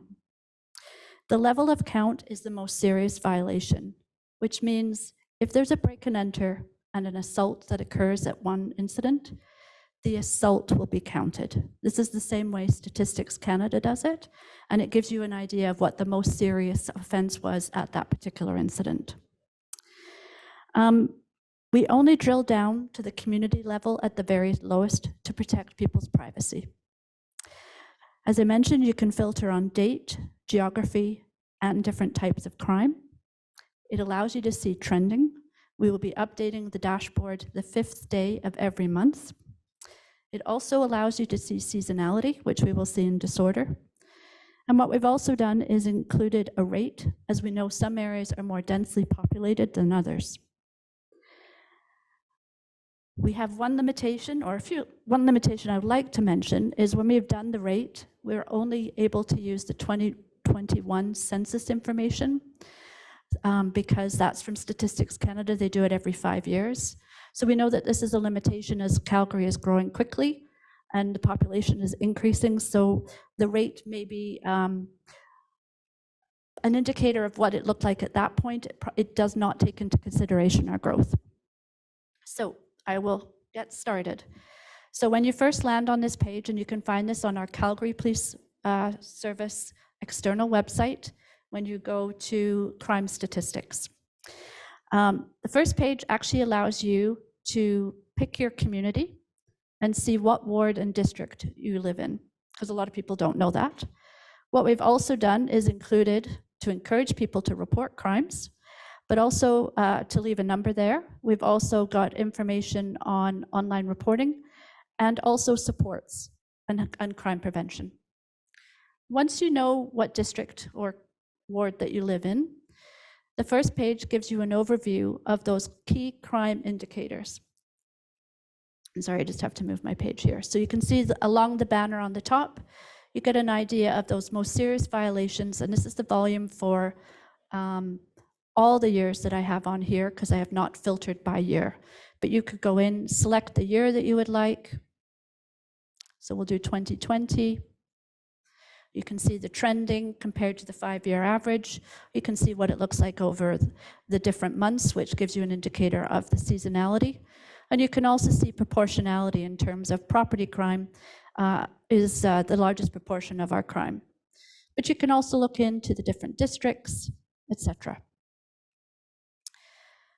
We know people often want to know how they compare to other areas in the city. So this has been developed to give you an idea of the different communities and how they compare elsewhere. We know that Beltline is a very densely populated area, therefore the numbers are looking higher than others. But it gives you an idea of what that percent change looks over time. What we've also done is removed communities that do not have 5 years worth of data, because small changes, if you don't have 5 years of data to compare it to, it's going to look like huge increases in the percentage increase. So we've tried to manage, I think, people's concerns around seeing those high increases by hiding that data until you have 5 years worth. We know visually it's very important to see what it looks like by the rest of the city. So we have some density maps here. So the darker the color, the more volume there is. And as you can see, this is where we've added the total crime, the population for 2021, and provided a rate. And you can filter by the different years. If I hit the buttons properly, it's probably just catching up. You can do by different communities, etc. So it will highlight in here. So this is the crime map. Then we go to disorder. And disorder is an index of calls for service that make people feel unsafe or have concerns about their community. We're actually going to revisit these particular calls for service during our crime summit to get more of an understanding of, are these the right ones to look at? Should there be other things that we should include so we can validate and add or remove other types of calls here? But we often see these are the same typical top 5 disorder calls. And we all often see this trending where we know that these types of calls increase during the summer months. Some good news, and probably a reflection of a lot of the initiatives that we're doing, like CERT and the partnerships that we have, sorry, I keep moving my cursor, is that we're trending below what we typically expect. You can also see that we've got percent changes, so we are going down compared to the previous year. Again, like the crime types, you can go in and compare to other communities. And then we've also created a disorder map where you can look at the areas for density and give you an idea of what the rate looks like. Unlike other police organizations, we actually have included domestic information. So we have both domestic crime and domestic reporting. We have only drilled down to the district and ward level, as we want to protect the privacy of communities. But what you can see here is that we have domestic assault, we have domestic violence other, which is often comprised of sexual assault, threats, extortion, etc. And we do have definitions. And then we also have domestic reporting, which is the non-criminal. So what this means is people are calling the police before things escalate, or they've called the police where they're going into their home, trying to remove their property, and the police are there to keep things safe and civil. So you can see here from this pie circle chart that domestic reporting comprises the largest proportion of our domestic-related events. You can see the trending. You can also see the percent difference compared to the previous year. And again, you can filter on the geography, the time, and the community. Similarly here, we have a domestics map with the rates for the residents. We know that this is not all intuitive to people, so we have provided dashboard information, where we've defined key terms and given people an idea of how we're counting things. And then when you go on the actual website, which I didn't do, and I apologize, I can pull that up in a minute, but it has a list of frequently asked questions where it tells you what does this include, what doesn't it include, how to interpret the information, and then if you need additional information, who to contact. Our work area is the direct contact for people needing help so that we can respond, and we will also include the operational areas to provide more context to those requests for information and understanding, so that we can give people a fulsome reply. But other than that, I think that might be all. Oh, and just so you know, so this is only reported crime that we have in here. So I just wanted to make sure that I clarified that. And unless anyone else has any questions, sorry, I'm finished. If you have any questions, I thought I'd get through that quickly. All right. Thank you for that, and thank you for all the, I know it's been years in the making. It takes a lot of work to pull this together, so thank you so much for all of that. And questions, so Commissioner Tsang. Thanks, Chair. Thanks for the presentation and great work. My question is, can you explain a little bit further what's exactly the privacy matter for not disclosing the domestic cooperation? So we know that domestic crime happens in the home, particularly. And so if we were able to go down to that community level, it just will expose certain communities, I think, where maybe people don't recognize there's higher levels of density, et cetera. So there were concerns around stigmatizing particular communities. And so we engaged the counselor and other community partners, and we thought this was probably the best strategy. Okay, thanks. And then is there intention to expose your team's email on the public website or not? Yes, our email is on there, okay. And people will be hopefully directly emailing us. Okay, thanks. Back to you, Chair. Thank you. Commissioner Adedran, and then Nyson Jordan. Yeah, thank you for the presentation. I just have a quick, just maybe a question or a comment. Is like, I know the information here is great, it's the public facing, but I'm curious, do we use the same data for other purposes, like for policing, like prevention of crime or proactive measures by knowing the cluster of all this information? So. Yes and no. So we will use this as sort of to give us a broad understanding, but we go down much more granular. We will look at all violations that are occurring. So all offenses that may be tied up. We also can go obviously down to a more granular level, street level, house level, et cetera. So that's all internal work. We also have dashboards that show workload. So what is the police response to particular incidents, so we get a better understanding, and then calls for service. So we do have information on site to help inform the identification of trends, crime series. We also know patterns of modus operandi of particular individuals, so we're able to look at all of that, but we don't expose that information. Yeah, that's okay. Yeah, just thank you. Commissioner Nyson Jordan. Thanks. I'm thrilled. This, again, shows more transparency. And I do have to admit, it's a bit overwhelming as a page when I go on. It took me quite a while, and I consider myself pretty facile with the ability to use internet, but maybe I'm getting old and maybe it's not working as well. But my question relates to how frequently you're going to update it, and what are the metrics involved in terms of evaluation and how you might improve the site? Great questions. So we'll be updating it the 5th of every month. So it'll be automatically updated. In terms of evaluation, obviously we're going to look at hits. So how many hits are we getting?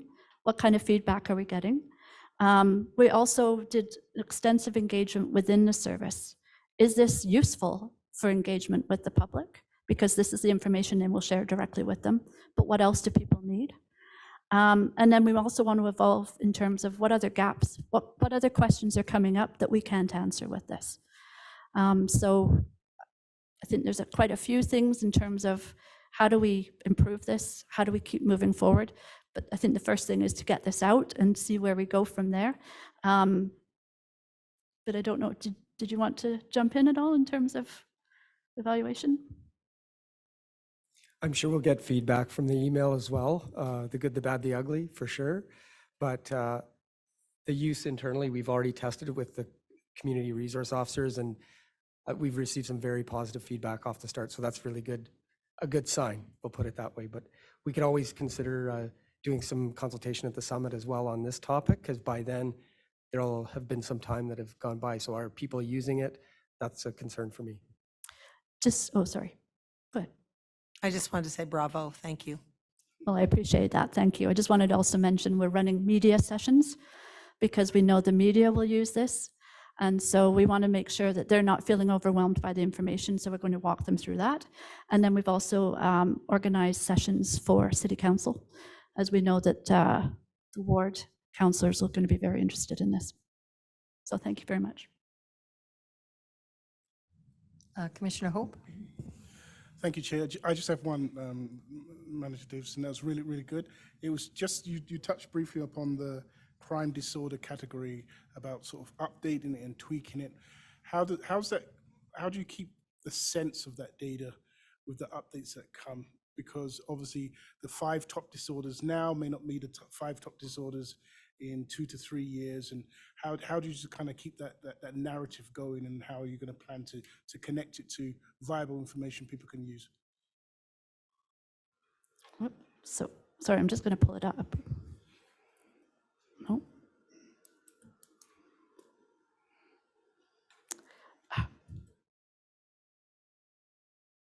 So if I understand your question correctly, this, I think there's 12 calls for service that are included in this index.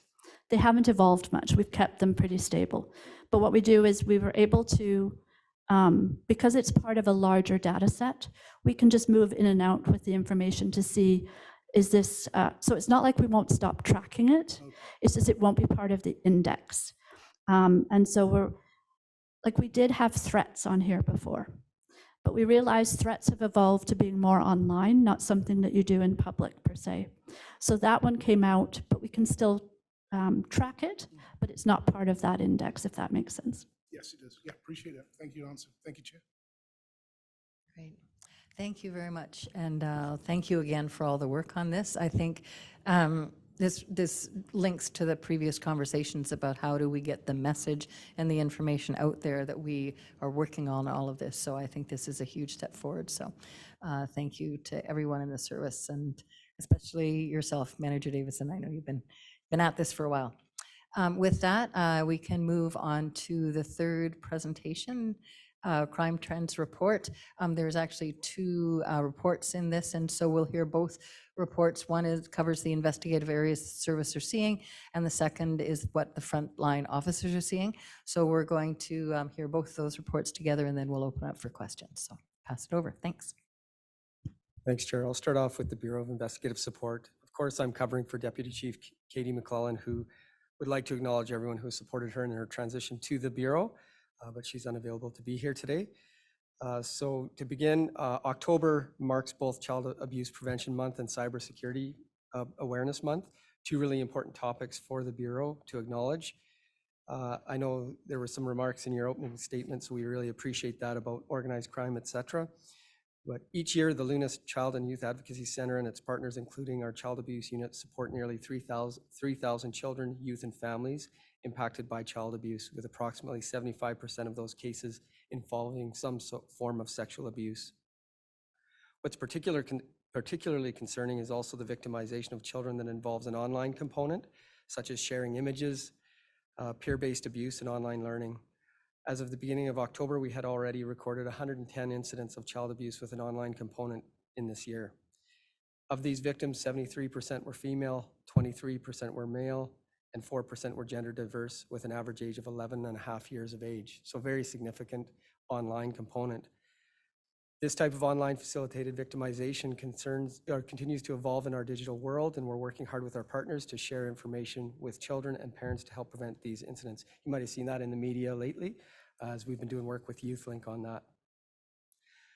To help raise awareness and share information, we held a joint press conference with Luna at the beginning of the month, and together both Luna and the service have shared resources across our social media channels each week. In addition to raising awareness about online facilitated child abuse, we've also focused on sharing information on social media to help all Calgarians avoid cyber threats, including protecting children online, online safety for business, sextortion, and artificial intelligence. One significant cyber trend we continue to monitor is the increase in ransomware attacks targeting Calgarians. Our blockchain investigative team is well equipped to investigate these crimes and is currently hosting its third cryptocurrency tracing training event with chain analysis, which will wrap up next month. This training is being offered to investigators across the service. Upon completing that training, we'll now have the largest number of cryptocurrency tracers of any municipal Canadian police service, which will really enhance our ability to investigate crimes enabled by an anonymity of virtual currency. I know the public's obviously very concerned about shootings. Since our last update, there's been a number of them, so I'll just go over the high points. As of today, we've had one more than what was in the report, so 66 shootings for the year. That's compared to 83 at the same time last year, so a 20% decrease. Of these, about 41 were targeted and 16 were linked to organized crime. Although we've continued to see a steady decrease over the last year or so, we've not let up our efforts to proactively target gun violence in our city. In the third quarter of 2024, the service-wide efforts led to the seizure of 119 crime guns from 78 different investigations. And all of these firearms were found to be illegally used, possessed, or stored. Notably, 13 of the crime guns seized in the third quarter were connected to organized crime investigations. Among those, 9 were handguns, 3 were sawed-off rifles, and 1 was a privately manufactured firearm. Additionally, 5 of those firearms were smuggled into Canada, while the remaining 8 were a mix of stolen, unlawfully trafficked, and privately manufactured firearms, with the sources of 2 still being undetermined, and they're working through that with the firearms investigations team. With respect to organized crime, I know you mentioned that, Chair, but I'll just reference that investigating those offenses can be complex, of course, due to the pre-offense planning involved, attempts to destroy evidence, active efforts to evade police detection, and historically uncooperative participants and witnesses. Just want to recognize the dedication and commitment from our investigators for continuing to follow the evidence for months following these initial shootings, despite facing several barriers. And their efforts are relentless, which just shows the dedication of their work.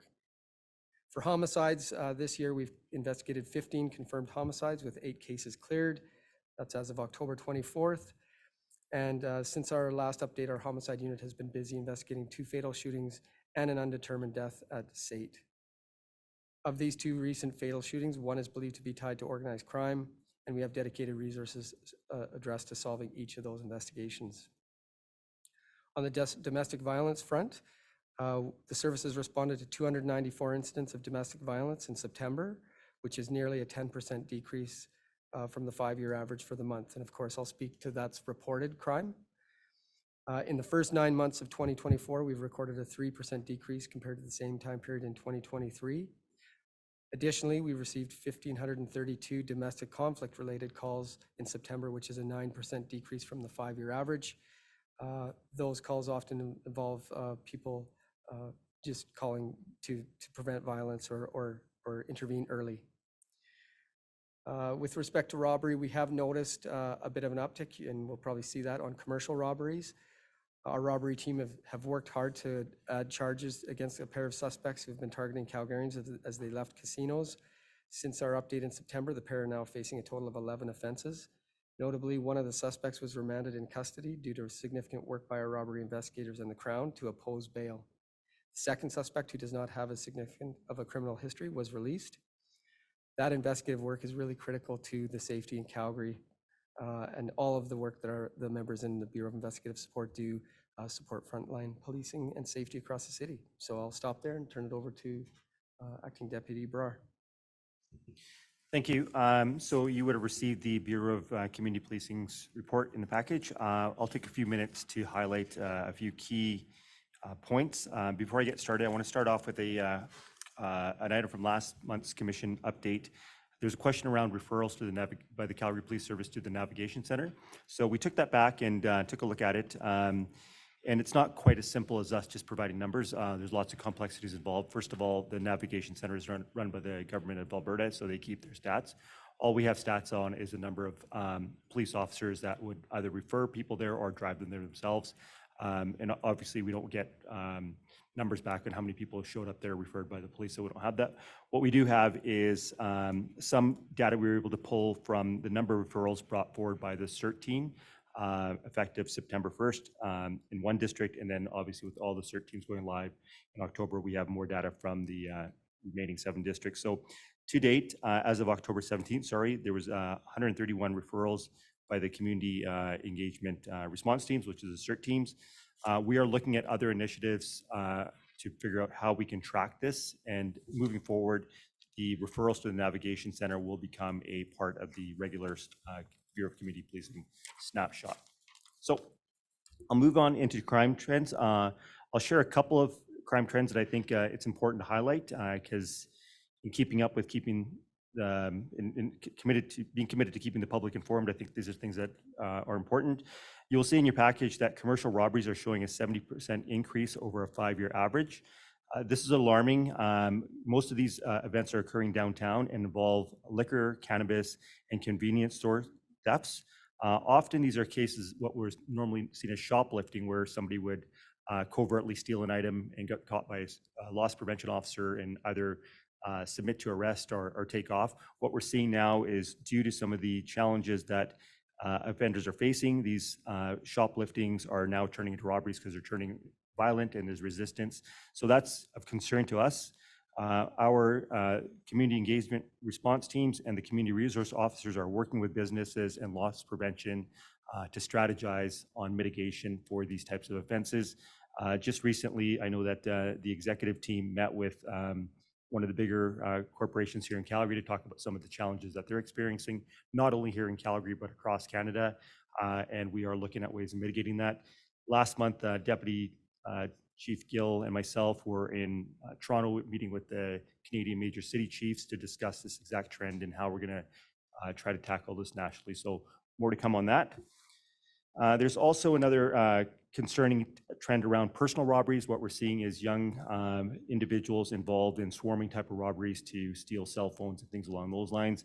Again, working with community and our district offices to identify and address offenders as we identify them. So like I said, the report is pretty fulsome. I can take questions at the end. Another item I wanted to provide an update is the University of Calgary encampment removal that took place in May of this year. The Calgary Police Service has been notified by the Minister of Public Safety and Emergency Services that the Alberta Serious Incident Response Team investigated the protest camp removal. The investigation has been completed, and ASERT has found no allegations of serious injuries that could be verified. As a result, the matter no longer fits under the ASERT's mandate. Moving forward, the Calgary Police Service will investigate the complaints that we received in relation to this incident under our normal professional standards process. To date, we have received 8 complaints, which will now be investigated as per our normal course of business. That being said, that concludes the report for October. I'm happy to take any questions. Great. Thank you for all of that. Hard to condense it into a very short piece. Commissioner Siddiqui, go ahead. Thank you both for the reports. 2 questions just around the Navigation Center. The 131 referrals that were made, where would those 131 referrals would have been made before? Where would they have gone? So, good question. As you would be aware, over the last several years through CISA funding and other initiatives, we've created a menu of resources for officers to engage in. You would have heard about the SMART program presentation here. So that would have been one of the referrals, or to other social agencies as well. So they would have gone to other areas. This is just another menu item where they can go to, and it looks like there's wraparound supports here. So it's kind of what we like to see, and it's turning out to be a useful resource. Just yesterday I was made aware of a of an incident where there was an individual that we had dealt with over 100 times for social disorder type of calls, not criminal calls. And it was just a repeat person that we came in contact with. We were able to actually take him down to the navigation center after building a rapport with this person through our CERT program. And they were reluctant at first, but went to the navigation center, got the supports, and then agreed with support from the duty inspector, the officers, the navigation center, and the area of the province that they came from to return to their community to receive culturally appropriate resources. So that's just one of the success stories of the 137. And I think as our CERT officers develop these relationships, build the trust with these individuals that we're dealing with on a regular basis, and they have trust in the supports, I think we're going to see more success stories. So will you, from now on, will most of the referrals go to the navigation center, or will it still go to the other CSIF partners that you mentioned? It depends on the circumstance. If the person's been arrested for something, a violent crime or something serious, they'll be taken to the arrest processing unit or section where they can be engaged with SMART. So I guess it depends on what path the investigation or the situation leads to. But this, again, is one of the menu items that we have. And just another question around the navigation center and the partnership with CPS, because we know that there was a lot of this work done through the Reach Up work that was done through the Partnerships Bureau. So what does the partnership look like now with the province and CPS in terms of the navigation center? Do you want? I'm wondering if Steve could speak to that. Thank you, Commissioner. That's a really good question. So I can tell you that the relationship with the province, with the Public Safety and Emergency Services Ministry, the Mental Health and Addictions Ministry, has been really good. It's a collaborative relationship. We've met several times with the operational partners that run the Navigation Center, and they are committed to evolving and maturing the center aligned with police needs. So that is a fantastic outcome for us. As far as the interface with the other CSIF initiatives that Acting Deputy Chief Brower has spoken about, we know that the Navigation Center contains mostly government-based services. And so previously our officers would have had to navigate each one of those resources individually to provide a bespoke response for the client that needed them. Now it's just a one-stop shop. And so the collaboration with the province has been fantastic. And this is an amazing resource for our frontline officers. Thank you. Commissioner Mallon. Thank you, Chair. I have two questions. One about the Navigation Center and one about data in general. We get a lot of data every month, and I've noticed what I would say is a really positive change even today, where rather than just reading all the data, you are pausing to say this is a significant departure from the norm and this is what we're doing about it. So in line of that, I was interested in how data might drive to policy. And the example I'll use for illustrating what I'm trying to ask is somewhere in all this data, we have a statistic that says that the use of dogs has gone down, say, 50% plus. And for the last 2 years, we have been talking about some of the sensitivities related to dogs. So it's gone down like more than significantly. So would this prompt you to understand, are people using a different lens to decide whether to deploy the dogs or not? And if so, should that drive to a new policy? So that's kind of what I'm trying to understand. Thanks, Commissioner Mallon. Good question. So I think one of the things when it comes to use of force and use of canine is one example, and that's probably in the de-escalation and use of force report for later. Again, as Rebecca noted, sometimes we see seasonality, we see these things go up and down. Other times we'll see early trends where they go down where we won't know. So I think this is another one where we've seen that ebb and flow a little bit. So the reason at this point, I don't know if it's known for sure, and we dig a little bit deeper. Every one of those canine events has a review done locally as well. So I think the quantitative or the qualitative piece of that is probably yet to come. But in the data, we wouldn't know just yet. That's early days. But yes, for sure, when we see different things show up in there, I think other examples would be when we removed the use of the LVNR, we saw other different options being used. And so we have seen the data change as a result of policy changes as well. And then conversely, the policy would change as a result of the data. So we do use it for that reason, for sure. I would think too that on that particular one, that it would be a good thing to report when you when you are ready to say, yes, we have changed and this is how, and it's now in policy. So my second question, which is quick and it relates to what Commissioner Siddiqui was talking about, the navigation center. I was told that officers can take people to the navigation center up till 3:30 in the afternoon. Does this kind of early shutdown of that service negatively impact its usefulness to police? The short answer is yes, and we've communicated that to the policymakers and the partners who have expressed a willingness to reconsider their hours of operation for our officers. Thank you, Commissioner Hope, and then Commissioner Nyson-Jordan. Thank you, Chair. This is actually a question for Deputy Tufik, and it's actually one of the non-sexy items that's on the list. It's about the sort of the cryptocurrency, etc. And obviously, the growth in the numbers that officers are trained is good. My question is around, particularly as this crime, yes, we're responding because it's on the uptick.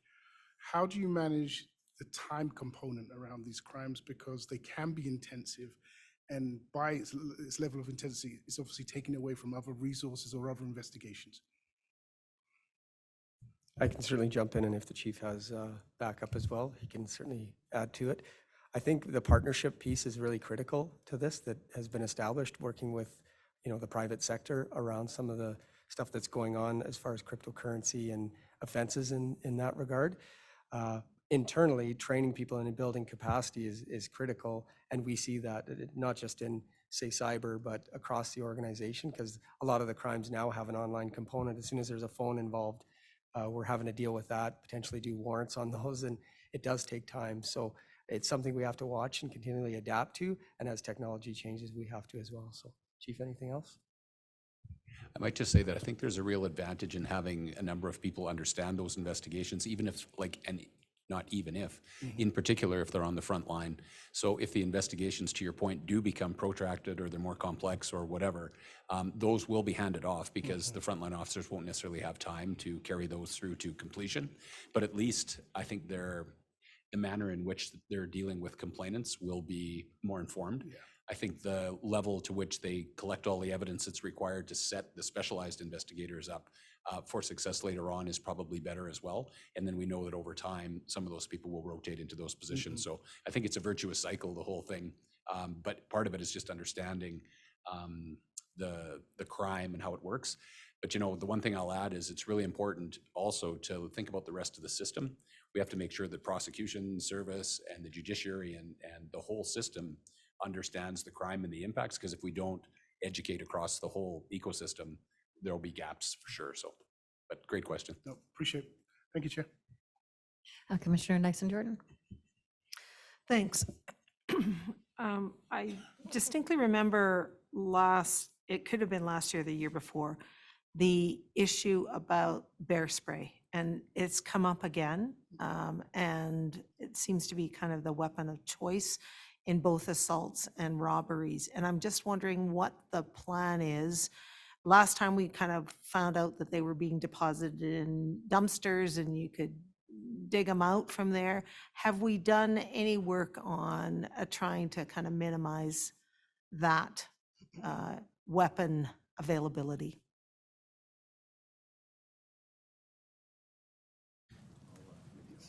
Me? Sorry, was that?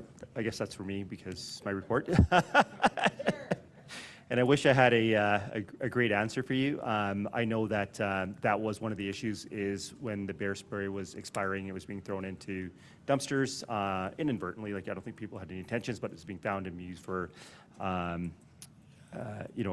purposes such as robberies and things along those lines. So I know that there was a education campaign.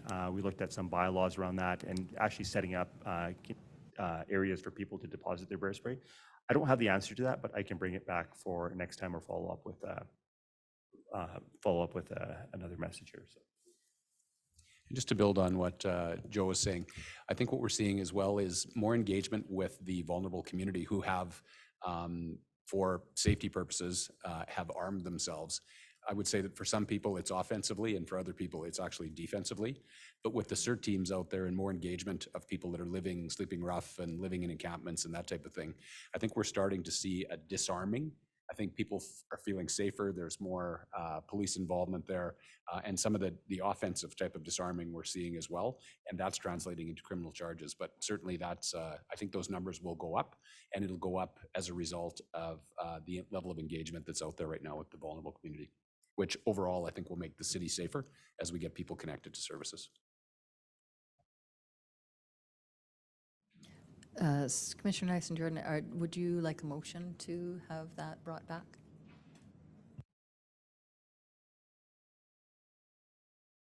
I'll write it up. Okay, thank you. Other questions for this report? No? All right, Commissioner Hope?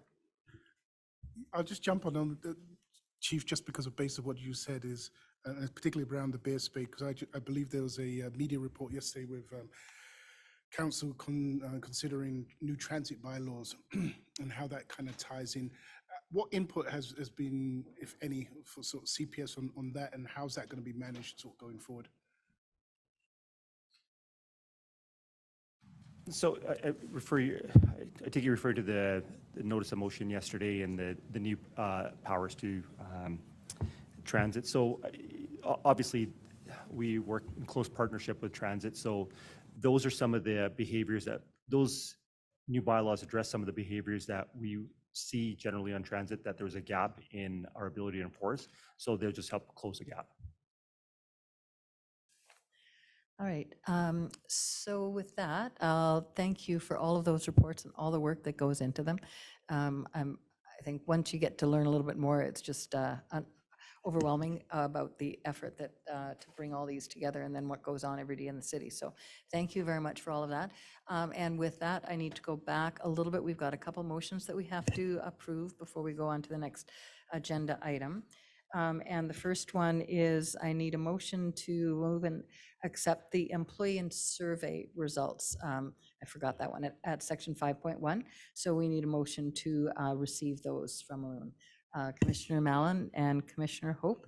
And can I see, vote to receive those? All in favor? Any opposed? No. And so that motion is carried. And so with that, we'll move on to the receive. I think we need to do these separately. Yeah, separately. Yeah. Okay. Yeah. So we have two items we can receive the reports. One is the annual policing plan fall update, and the second was presented at 6.2, the community safety dashboard. And so we'll receive both of those for information. Commissioner Nyson-Jordan, thank you, and Commissioner Tanguay. Can I have a vote to receive those reports? And I see all in favor for that. And then with respect to the crime updates, we have a motion to request more information. So just wait for Amber to finish putting that up so that we can see that.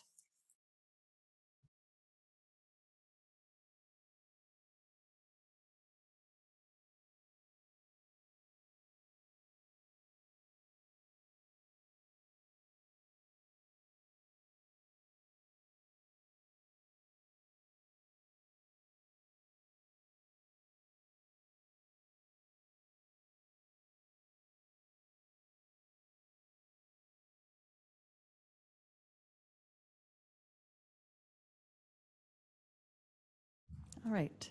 So the motion as written to direct the service to bring back to CBC in November 24 a report identifying CPS strategies to address the availability of bear spray in assault and robberies. So I'll look for a request. That's a request to the service. Is that something that's reasonable and doable? Yes. Okay, thank you. And so I will ask for someone to move that motion, Commissioner Nyson-Jordan and Commissioner Ogle to second. And I will ask, are there any adjustments to this? Seeing no requests, I'll ask for a vote. Is this vote for approval of this? Yes, I see. Oops, yes, I see everyone in favor of moving this motion, so it's carried. Thank you. And with that, the acceptance of the two reports there as well. So with that, we'll move on to agenda item 7. These are reports from the commissioners who represent our commission on various associations and committees. There are no presentations for these reports. They're written, but I'll ask if any commissioners have questions for any of the representatives from their reading. Commissioner Nyssen-Jordan? I could have asked him next door, but I do have a question for the AAPG rep related to, at one point, we were talking about secondment to the PRC, and there was going to be a position identified from there. And if you could just give us an update about what happened with that particular position for the PRC, the new PRC. As in the written submission from last month, that is not going to be going through the APG anymore, and it'll be through the government who'll be doing that. So what the plan was that that individual would be underneath the AAPG, but it became too complex, and AAPG asked the government to take that, and the government is taking it. So I did read that. However, what I don't understand is what link then comes from AEPG to PRC, or is there going to be none? I'm not able to answer that question right now. Apologize. I don't know, honestly.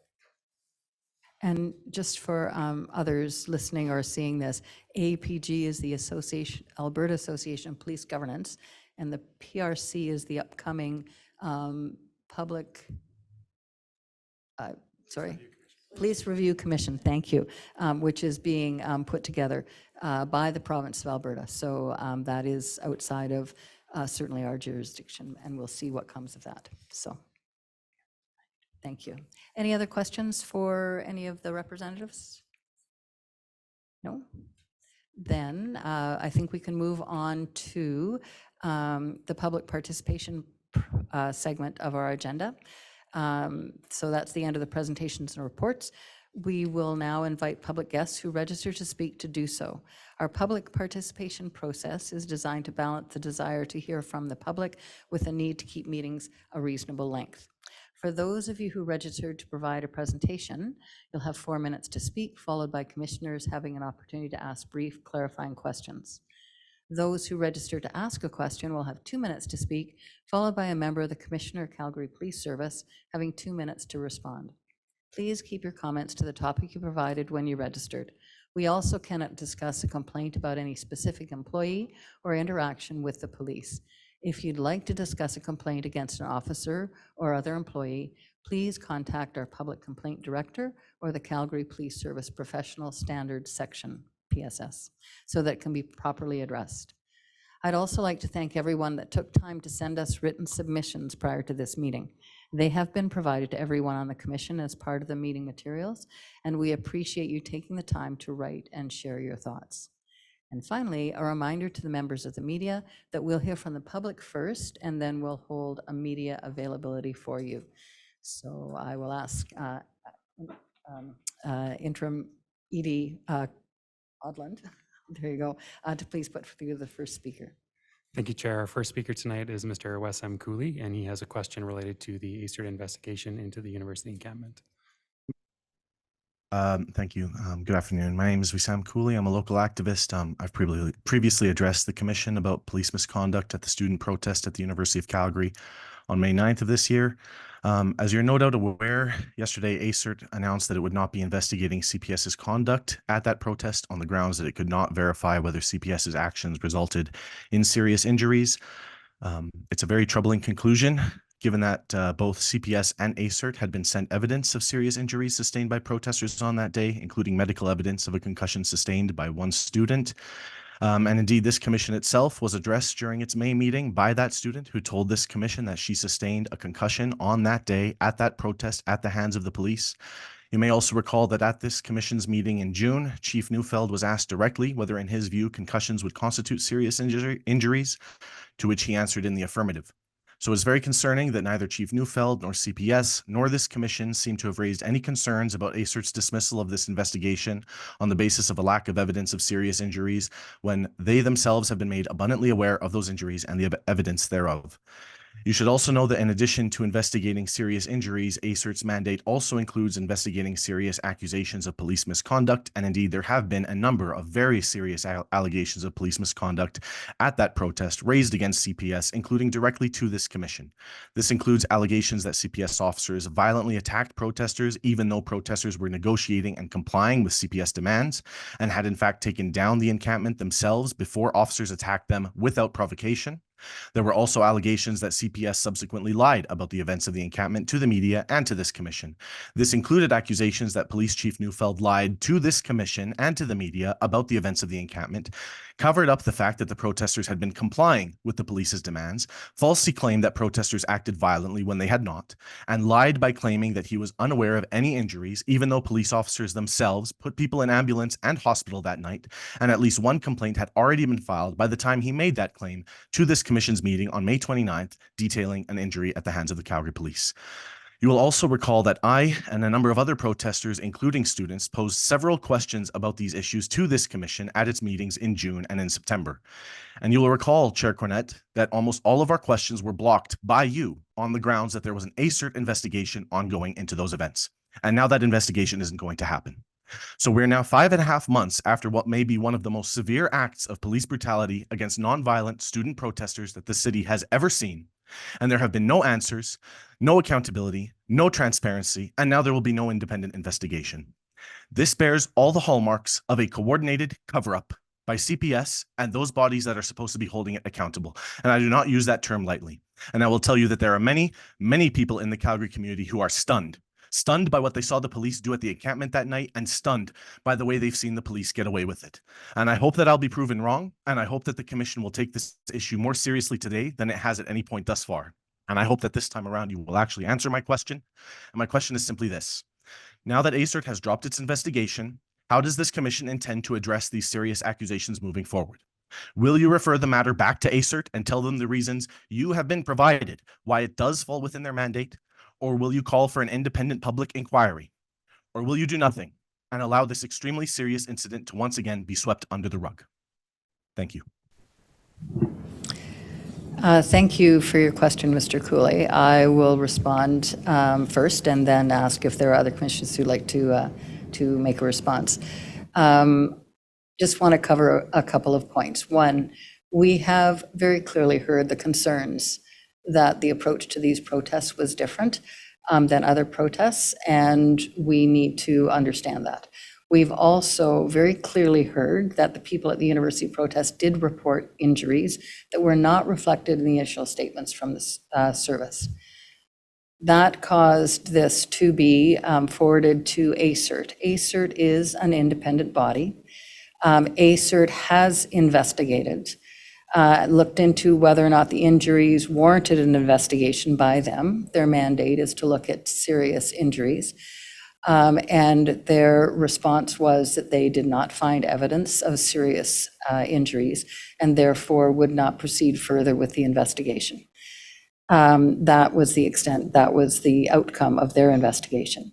So from that point, the service then will take over, and the professional standards section can now proceed with their investigations into the complaints they've received, which you heard that there are 8. This particular forum is not where we can respond publicly to concerns that haven't been investigated yet. That is what PSS will take on. Our commission has asked for regular reports on the complaints, and we will make sure that any gaps that we see are addressed.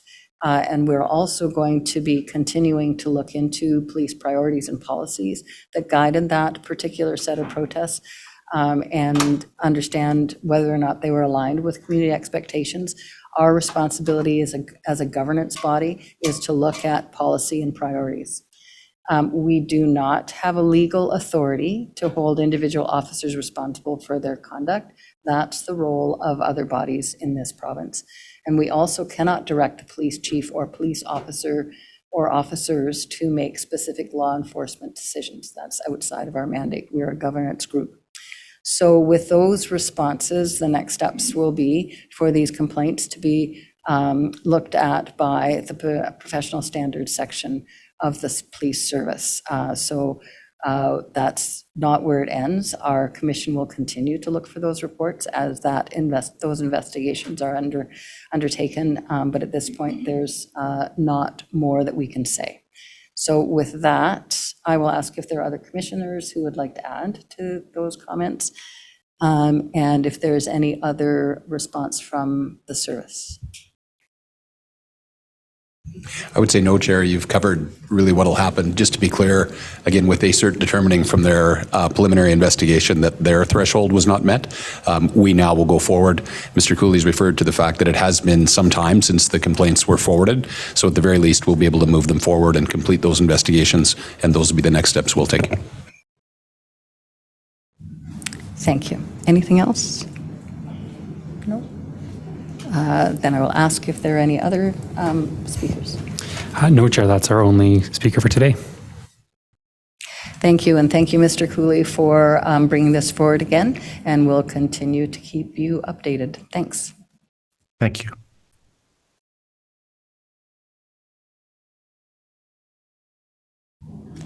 All right, so with that, we will move on to the media section of our agenda.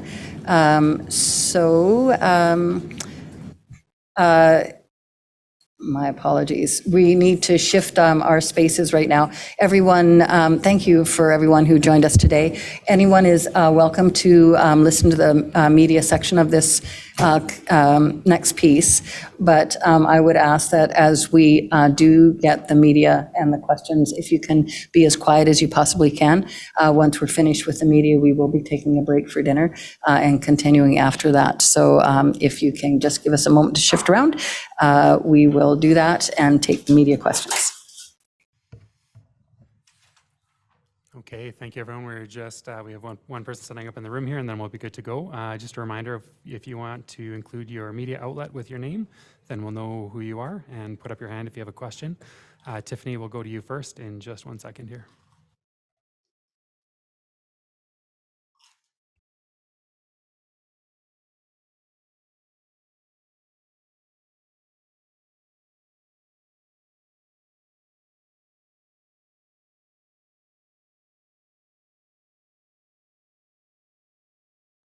Okay, we are good to go. So Tiffany, we will start with you. You should be free to speak.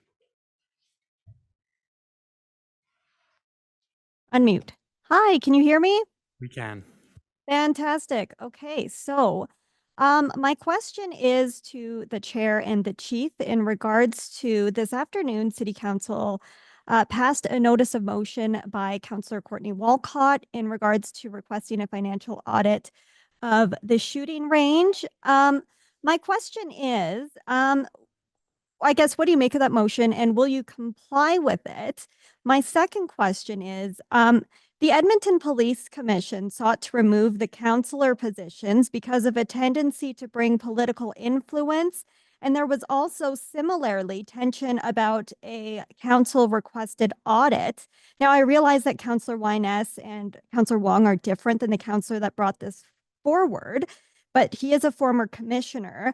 My second question is do you see value in having a councillor on commission when this, and we also heard that this could potentially be infringing on the Police Act, and this is potential overstepping the Police Act. So do you think that, you know, they're kind of muddying the waters here with this motion? It's a lot of questions. Sorry.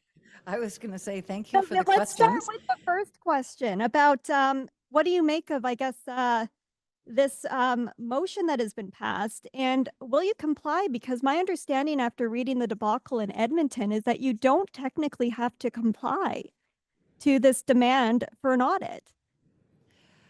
So I'll answer in a couple of different ways. The first is that I don't know if there were any amendments or changes to the notice of motion that was passed while we were in our meeting. So I don't know the specific details, and I don't remember all of the wording in the motion. We will absolutely be looking into the firearms range, how the original estimate was done, and what caused it to change so drastically and what the current estimate looks like. So that will be absolutely something that the Finance Committee looks into and the rest of the Commission over the next months to see what happened there and what we can learn from that and how we can manage that better going forward. So we'll absolutely be taking a look at that. Is that sufficient answer to that question? So you will be complying, is that right, with I guess coming to Community Development Committee and then speaking about So I mean, the word compliance is difficult. Our intention is to work with the city to sort this out. We need to both maintain the funding for CSIF. They're important projects. We need to make sure that we continue to do that really important work, absolutely. We also need to make sure that we have a firearms range that's functional and that can allow us to have the officers we need trained and on the street. So we need both of these things, and our intention is to work with the city to figure out how we can best do that. Great. And does Chief Neufeld want to take a crack at the second question? Absolutely not. No. You don't want to talk about Edmonton? No, Tiffany, I guess I would just say this. I didn't have the benefit of hearing the debate or hear if there was any changes to that was a very complex notice of motion. So I guess what I would say is any requests would come to the commission. That would be for them to figure out what they will do. They will then make asks of us, presumably. And at that point, if that doesn't intrude on our operational independence, then of course we would fully comply. So we'll wait and see what happens just as we make some sense out of what comes out of today's debate. Do you see value in City Council being on commission or having influence over commission? So I would say that our effort is to work with the city. If the city would like to have councillors on commission, we can work with them. They don't have influence specifically over commission. Commission is an independent body.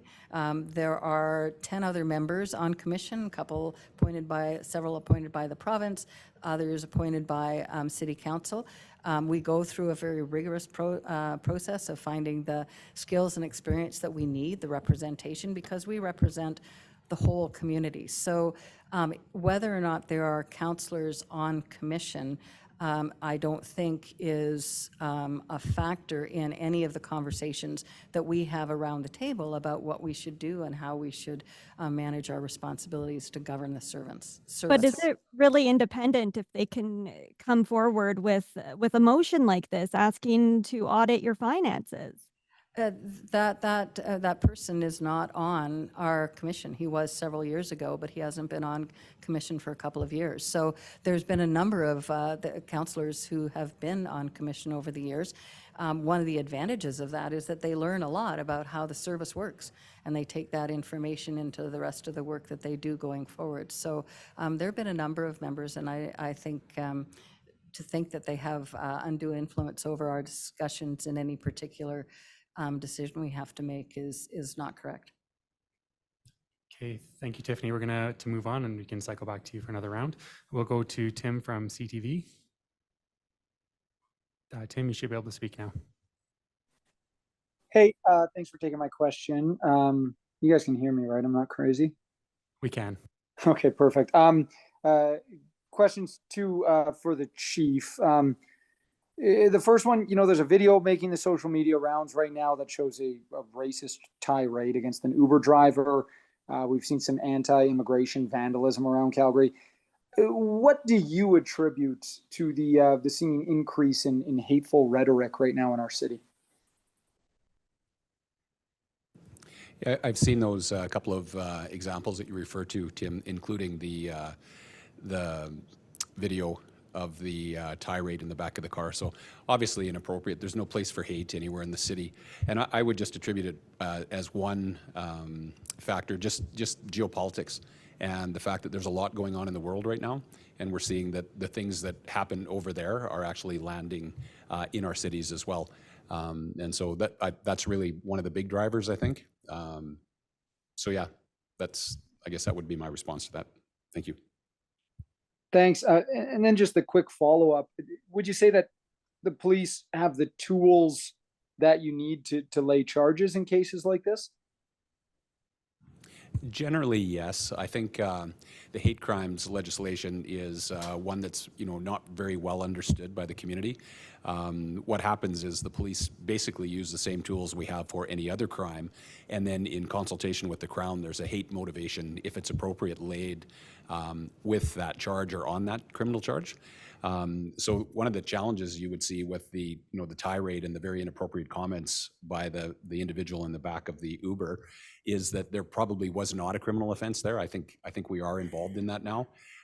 So that would end up being categorized as a hate incident, so that it can be captured. I think there's been some public dialogue about whether or not there's any point in reporting issues like that, and I think there is, because I think when you look at sort of what's the temperature in the community and in the cities, and where are we seeing increases in hate and bias and discrimination, that's one of the ways that we can see it. And then if the laws aren't sufficient to be able to deal with these issues, then we know that through the data. So I think it's really important to the community to report those types of things. But generally speaking, you would need a criminal offense of some sort, so an assault or a mischief or that sort of thing, and then the motivation would result in the hate motivator being added to that. Appreciate it. Okay, thank you, Tim. We do have City TV in the room. Did you have some questions? And if you can, just step closer to the mic so they can hear online. Thank you.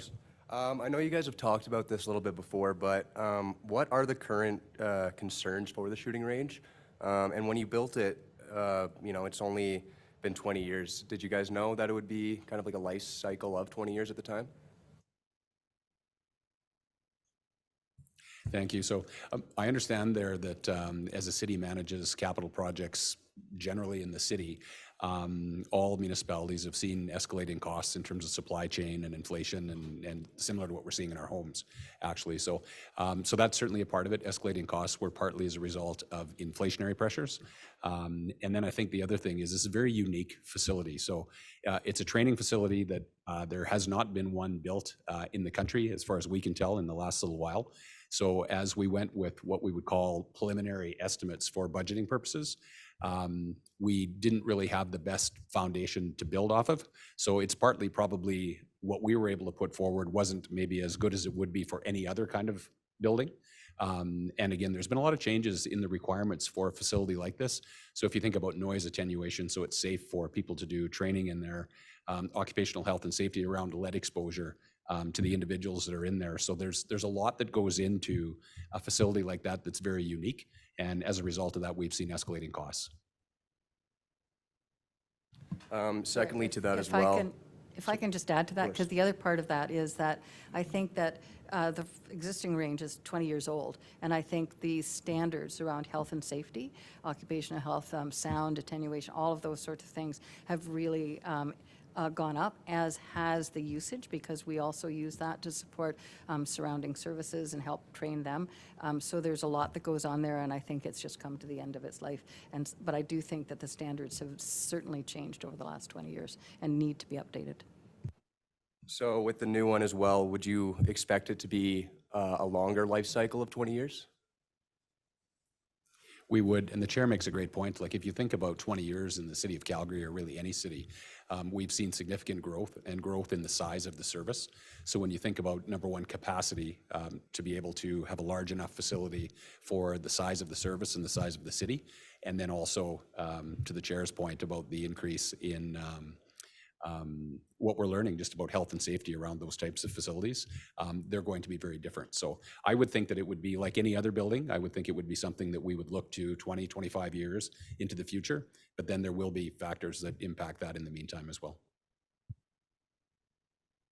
And lastly as well, have you talked to council at all about using any sort of other funds other than the unallocated money toward community agencies?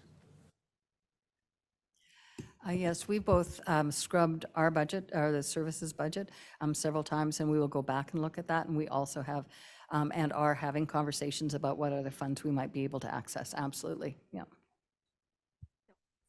Okay, thank you. We will now go to Noah Brennan from Post Media. Noah, you should be able to speak.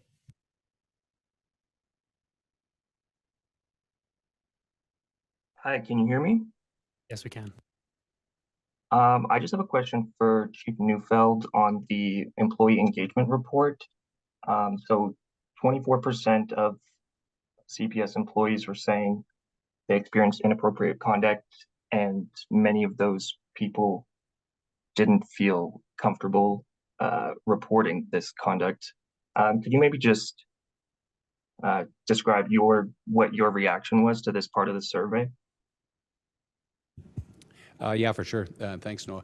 As you mentioned, we received the survey here tonight, so we're going to go back and sort of do a deeper dive to the extent that we can to better understand what those comments mean. But even just with the generalized nature that we discussed here tonight, any types of behaviors like that, unwanted behaviors like that in the workplace, are not anything that there's a place for.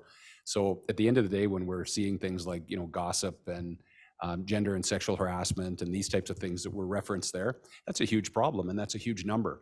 We strive, our vision is to be the police workplace or police employer of choice in this country. And if we're going to get there, we've got to make sure that we're dealing with those issues. So what I read there is that people were concerned, number one, that they felt that maybe nothing would be done. That's not the case, but I think people are going to have to see that over time. The challenge with some of these things, of course, is their personnel issues. So even when there are things done about these complaints, they tend not to be done publicly, generally speaking, unless they're very serious. And the second thing I would say is that people are concerned about confidentiality, and totally understand that. The third piece I think that was in there was concerns about retaliation or retribution, which probably tie back to the idea of confidentiality. And so, again, with workplace issues like that, we've got to make sure that we're confidential in dealing with them to the extent that we can, but then balancing that off as a police agency of being transparent, when serious issues happen. So there's a balance there, but I understand why people are concerned. So that's something for sure we're committed to working on, and we'll do so going forward. Okay, and just a quick follow-up was, were you shocked by the size of the figure? Because that's a quarter of the workforce, which seems pretty substantial. Yeah, I don't think I would say I was shocked, just based on the fact that I don't know what exactly is in there. As we dig further, I guess I'll finalize my thoughts then. But I do think that's a big number. So again, I'm concerned about the size of the size for sure, and I'll want to try to get more insights. This whole survey, this portion of it's important, but the whole survey is really important to me personally, and I know I'm speaking on behalf of my colleagues who are sitting here as well. This is important to us, Noah, because our people are important to us, the people in the community, and then the good men and women that are actually providing the service, these important services to Calgarians. So the people really matter here. And again, they need to be supported through this. And part of that is, again, to be in a workplace where they feel safe and supported and secure. So that is the highest priority for us. Okay. And just last question on that. Could you kind of speak to the reasons behind including those questions in the survey this year? Well, the Commission develops the survey in consultation with Illumina each year. It's an annual survey, as you know. But I would just, the chair may add to this, I don't know if she had the pleasure of being involved in the development, but certainly I think it's an obvious question that we should ask. Again, if the vision of the service is to be the police workplace of choice in the country, then I think these are exactly the type of issues that exist in workplaces that we should be dealing with. So it just seems like a very obvious thing that we should be asking about, and then developing and formulating plans to respond to. Yeah, and if I can just add to that, I think that yes, Commission was very interested in having these questions asked. We know that there's been a lot of work done in the last several years around respect in the workplace, the EDI work, diversity work, the belonging work, all those sorts of things. And so we need to ask the questions to understand how progress is being made. So absolutely, it was a question that we wanted to ask and get the information on, and that gives us some more information about where we need to look and how we need to address these sorts of things, and in terms of workplace culture. So that's the origins of some of that. Okay, thank you, Noah. We have a person in the queue whose name is just Kareem. If you are able to put your media outlet in your name, that would be great so that we know who you are. In the meantime, we'll go back to Tiffany for a follow-up. Yes, thank you. Just hoping I didn't, I was just hoping, I'm not sure if I don't have the vote right now, but discussions on the Sheldon Schumer are supposed to happen today. Wondering if any strategies will change at all, if the Sheldon Schumer safe injection site is to close, or will it stay pretty much the same from a policing standpoint? So Tiffany, I didn't hear the outcome of the debate today. If it's over, I'm not sure. I understand it might still be ongoing. So from our standpoint, nothing will change in terms of our engagement with the community down there. We've seen some of the numbers and some of the concerns that are driving the need for police and social services to be working there. So yeah, nothing will change from our standpoint until something does, if you know what I mean. Okay, perfect. And seeing no more hands, that brings us to the end. Thank you, everybody, for attending.